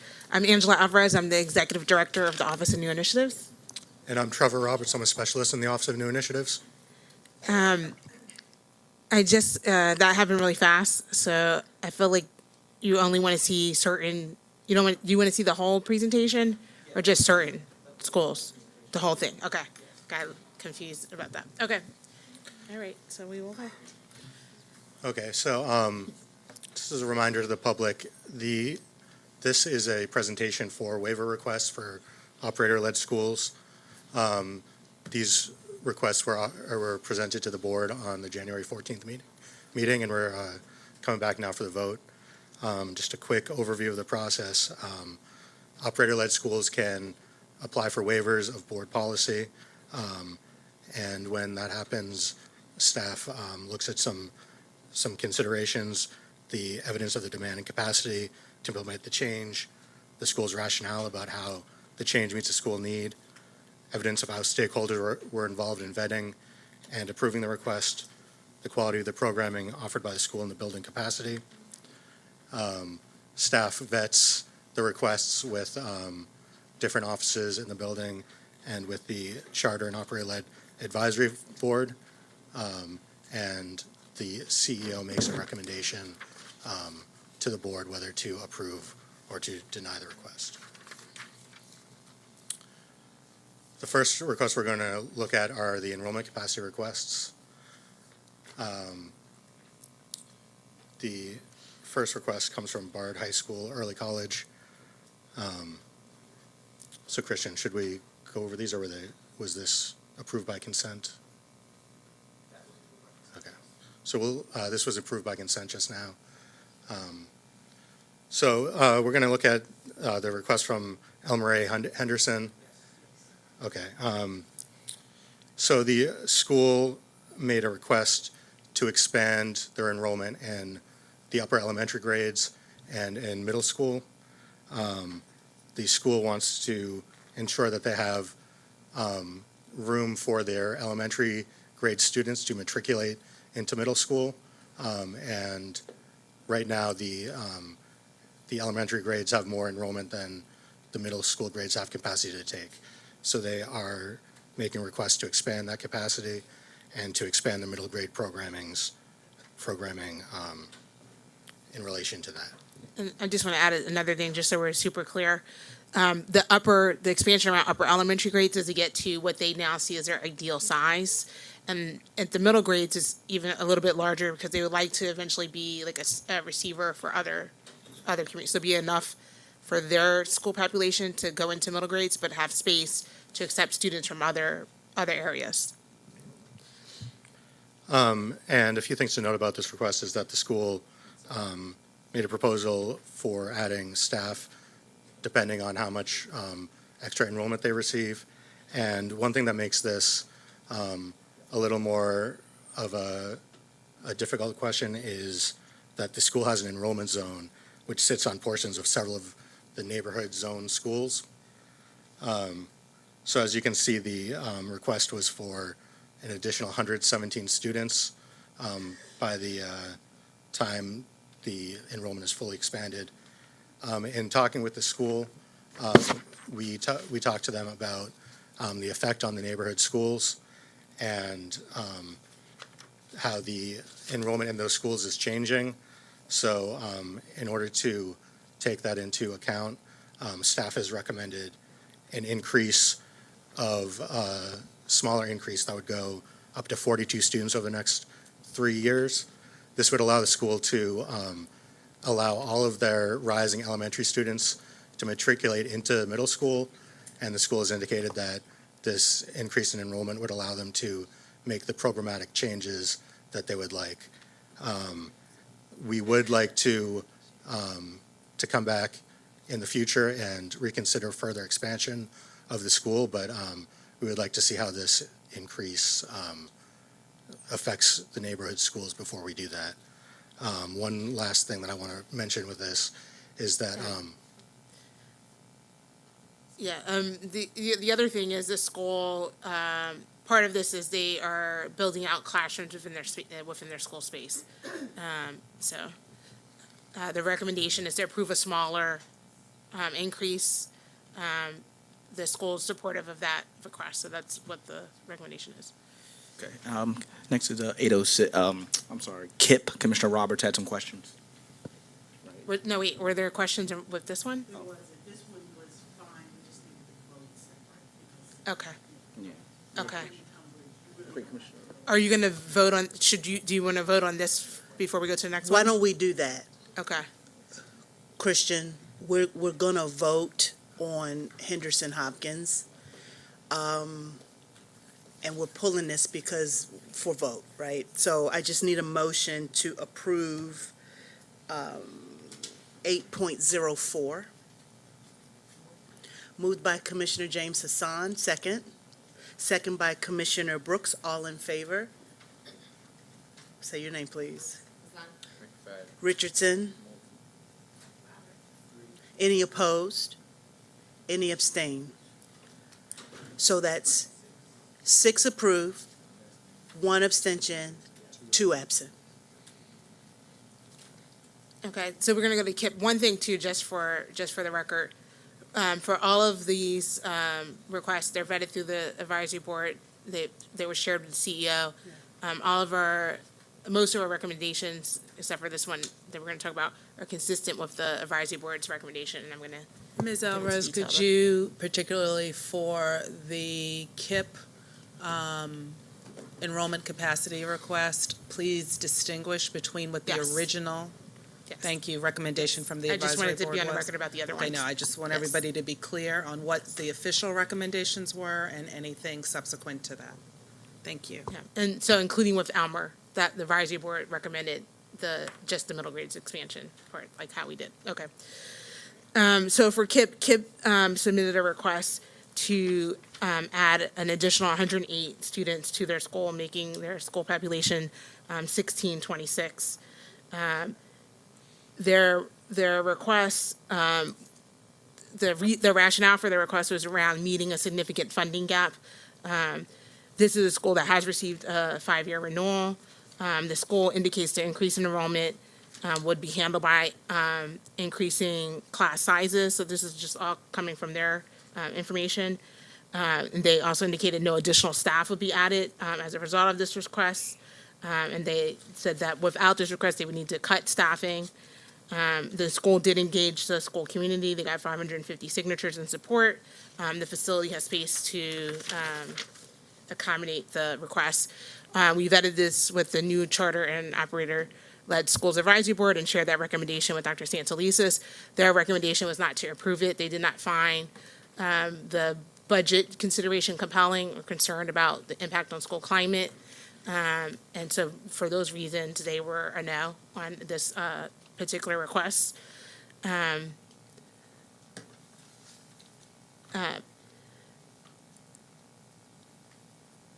Sorry, I went too far in what I'm looking at, sorry.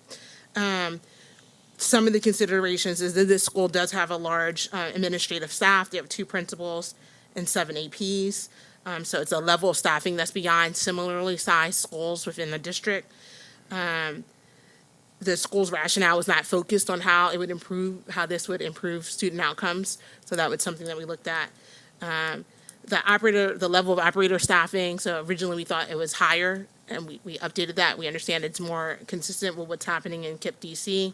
However, when we're looking at KIP Baltimore in comparison to KIP schools in other places, Baltimore, the Maryland charter law is very different in Maryland, and so the responsibilities are different. So in KIP locations in other places, those other places are running multiple school locations, and they're responsible for many of the things that a district is responsible for, like transporting students and lunch and a whole host of other kinds of responsibilities that are not the responsibilities of KIP Baltimore. However, there is a difference in their model. So the recommendation is to allow them to increase, but only to increase by 54 students. Gotcha. Were there any other questions about KIP? If not, can I have a motion to approve 8.06. So moved by Commissioner Reed, a second. Second by Commissioner Bondima. All in favor?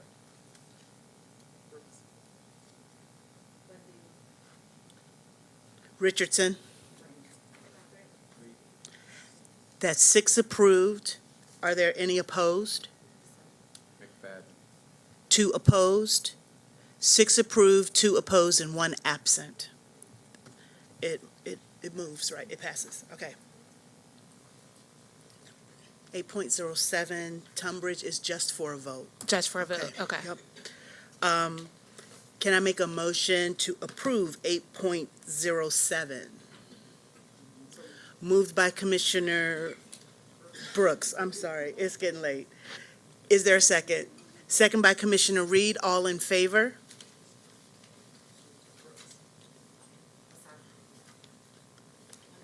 McFadden. Richardson? I'm sorry. I'm not supposed to vote on that. I'm sorry. Let's do that again. Moved by Commissioner Brooks, seconded by Commissioner Bondima, right? Oh, Commissioner Reed. All in favor. Let's do that again. McFadden. Okay. I'm not opposed, I'm abstaining. So that's 7 approved, 1 abstained, and 1 absent. Okay. Okay. So 8.08. Yeah, so this is Bard High School, Early College, Baltimore's admissions request. So this isn't a CAP request, this is a different kind of request. They, as you heard testimony earlier today, are requesting the ability to modify their admissions process to be able to consider middle school attendance. Part of their rationale, and I think you heard a bit about that, is around their concerns about, they believe there's a relationship between middle school attendance and and actual performance at Bard once students arrive at Bard High School. They currently have an admission process that is based on an interview and a writing sample to determine students' eligibility for its accelerated programming. They indicate that they would not set a threshold based on attendance rate, but would use it as another factor in conjunction with the interview and the writing sample. The school has the ability to implement an admissions process as they do so today. And they vetted it with their staff, their students, and their local advisory group. With this recommendation, staff is recommending that the board not approve it. And there are a few reasons, and again, it's consistent with the advisory board's recommendation. So one of the things that came into play when BART was first originally approved as a school was thinking about the number of entrance seats that we have for entrance criteria or selective seats that we have in the district. So they came into a district, and we still sort of have that issue where we have a higher proportion of seats that are that have selection, that have criteria, that have barriers for students. And so part of their original design and their original methodology for us was around having a more inclusive way of determining whether or not students were a good fit. The other thing, within their request, part of what they flagged as a concern wasn't just around students being absent from school, but students who were skipping school and skipping classes. In addition to this request, you already approved the reduction in size, which is about getting at some of the right sizing their climate and being able to be more supportive of schools. Additionally, it doesn't come to you because it's it's on the administrative house, but they've asked for special consideration and administrative transfer requests, which are requests that come from school leaders to leadership for students with academic concerns. And so those are things that we're already kind of dealing with to kind of help with that. Our concern, or the similar concerns that I've heard from the board members earlier tonight, is that this could be used to exclude students who would benefit from BART's programming. And there's a lot that they're putting in place, that they're still putting in place. And we think it makes sense to see what happens with these changes and the things that we're continuing to work on with them before adding something that becomes a barrier to students.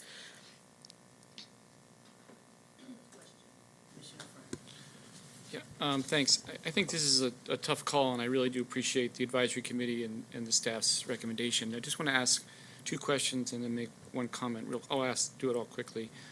One is, could you address or talk about, if you know, the difference between Bard Baltimore's admission criteria and other Bard schools, if you have that information? How does it differ? And I'll just ask the question. The second was this really seen as a binary choice of yes or no, or was there any effort to try to find some compromise that might allow the process to be somewhat informed by what is a concern by the school, but not let it approach what might be an admissions criteria, is the second question. And the third, on the higher proportion of seats with requirements, in a different action, we actually reduced the number of seats in Baltimore by reducing the cap in this case. So I'm not sure how that factor plays into the rationale for the disapproval. Okay, and I may need you to help me remember all the questions so I don't forget each question. And I don't know if Bart is still here. Yeah, Claire is still here. So I feel like would be better able to talk about how their criteria are different from other Bard campuses. I know in other Bard campuses, they do consider like GPA. They get data from students. It's more akin to our existing selective schools in terms of their process. And I don't know. Yeah, so we look at other places, GPA. You can come up and be on the. Yeah, so in our other schools, we review GPA, attendance, and we have the middle school transcripts. We can see behavior records, so we have a more holistic picture. So it varies by campus. We often don't have a cut score, but we review it. In some cases, we do. So we're modifying the process and trying to find the balance between sort of the program needs and the desire to be inclusive. And recommendation letters is another.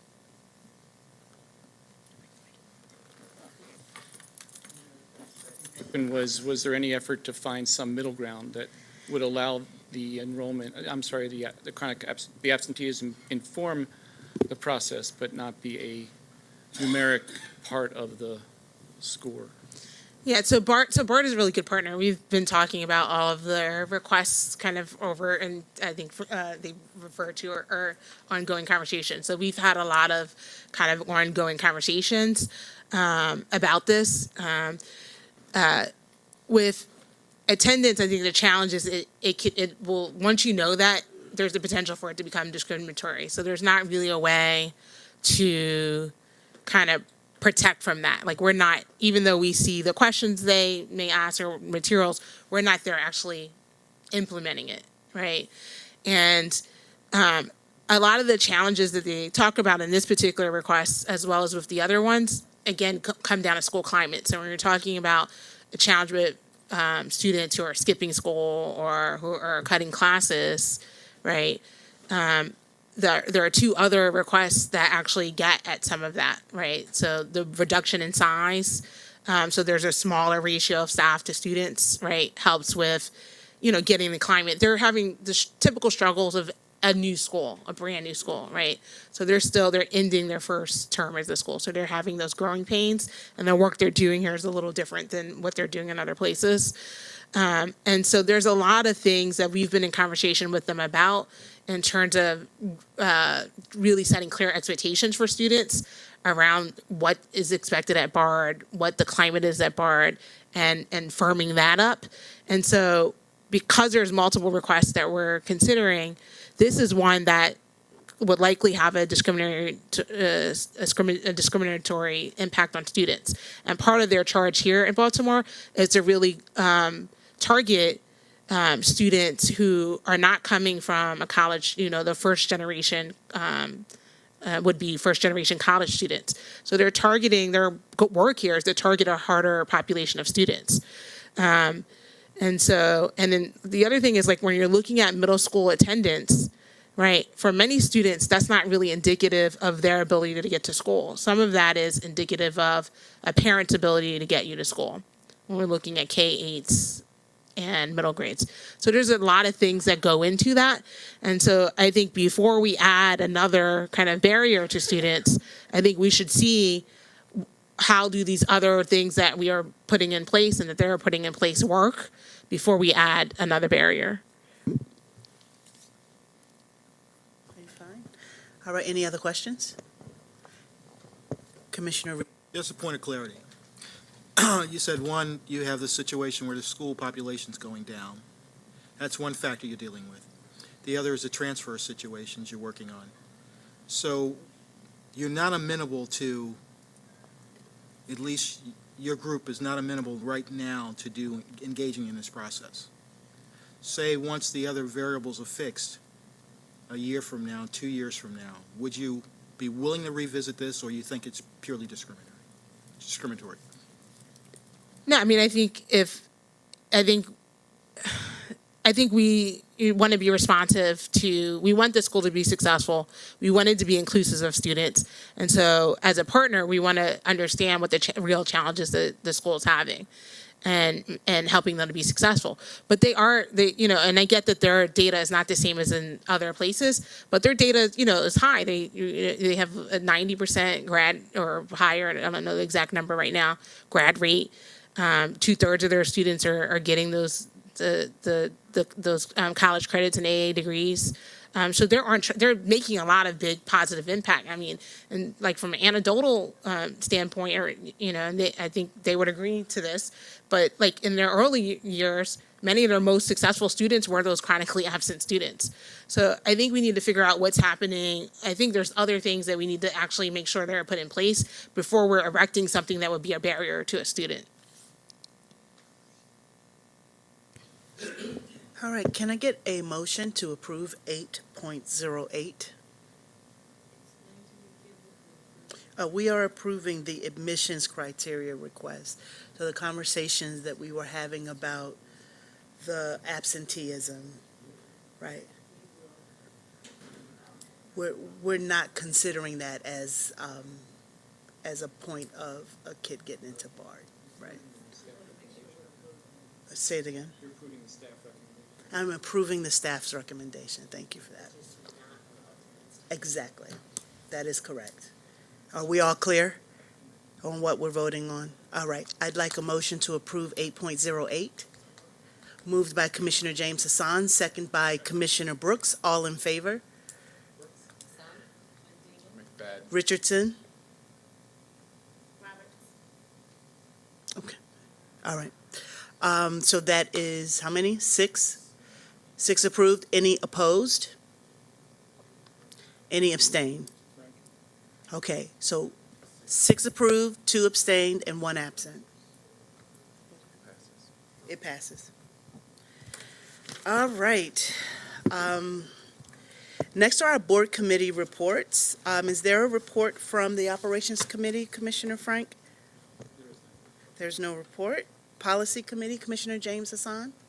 I'm going to defer to Commissioner McFadden on this one. Thank you, Dr. James Hassan. We discussed policy ACB last Tuesday, which is sex-based discrimination employees. That is the current title of it. We had some discussion around whether or not it is really 2 things that we're considering. Are we considering gender-based discrimination and sexual harassment? We had a pretty healthy conversation then. And Marcus Winder, I think, was the presenter. He's pretty new to our staff, but did a great job in presenting. So we still have some questions that we'll be in conversation with staff about. And since I'm here, teaching and learning did not meet due to inclement weather, but that meeting, we had planned to discuss discipline and suspensions update. We had some questions about that we sent over to staff. We received a few responses today that we'll send some things back for.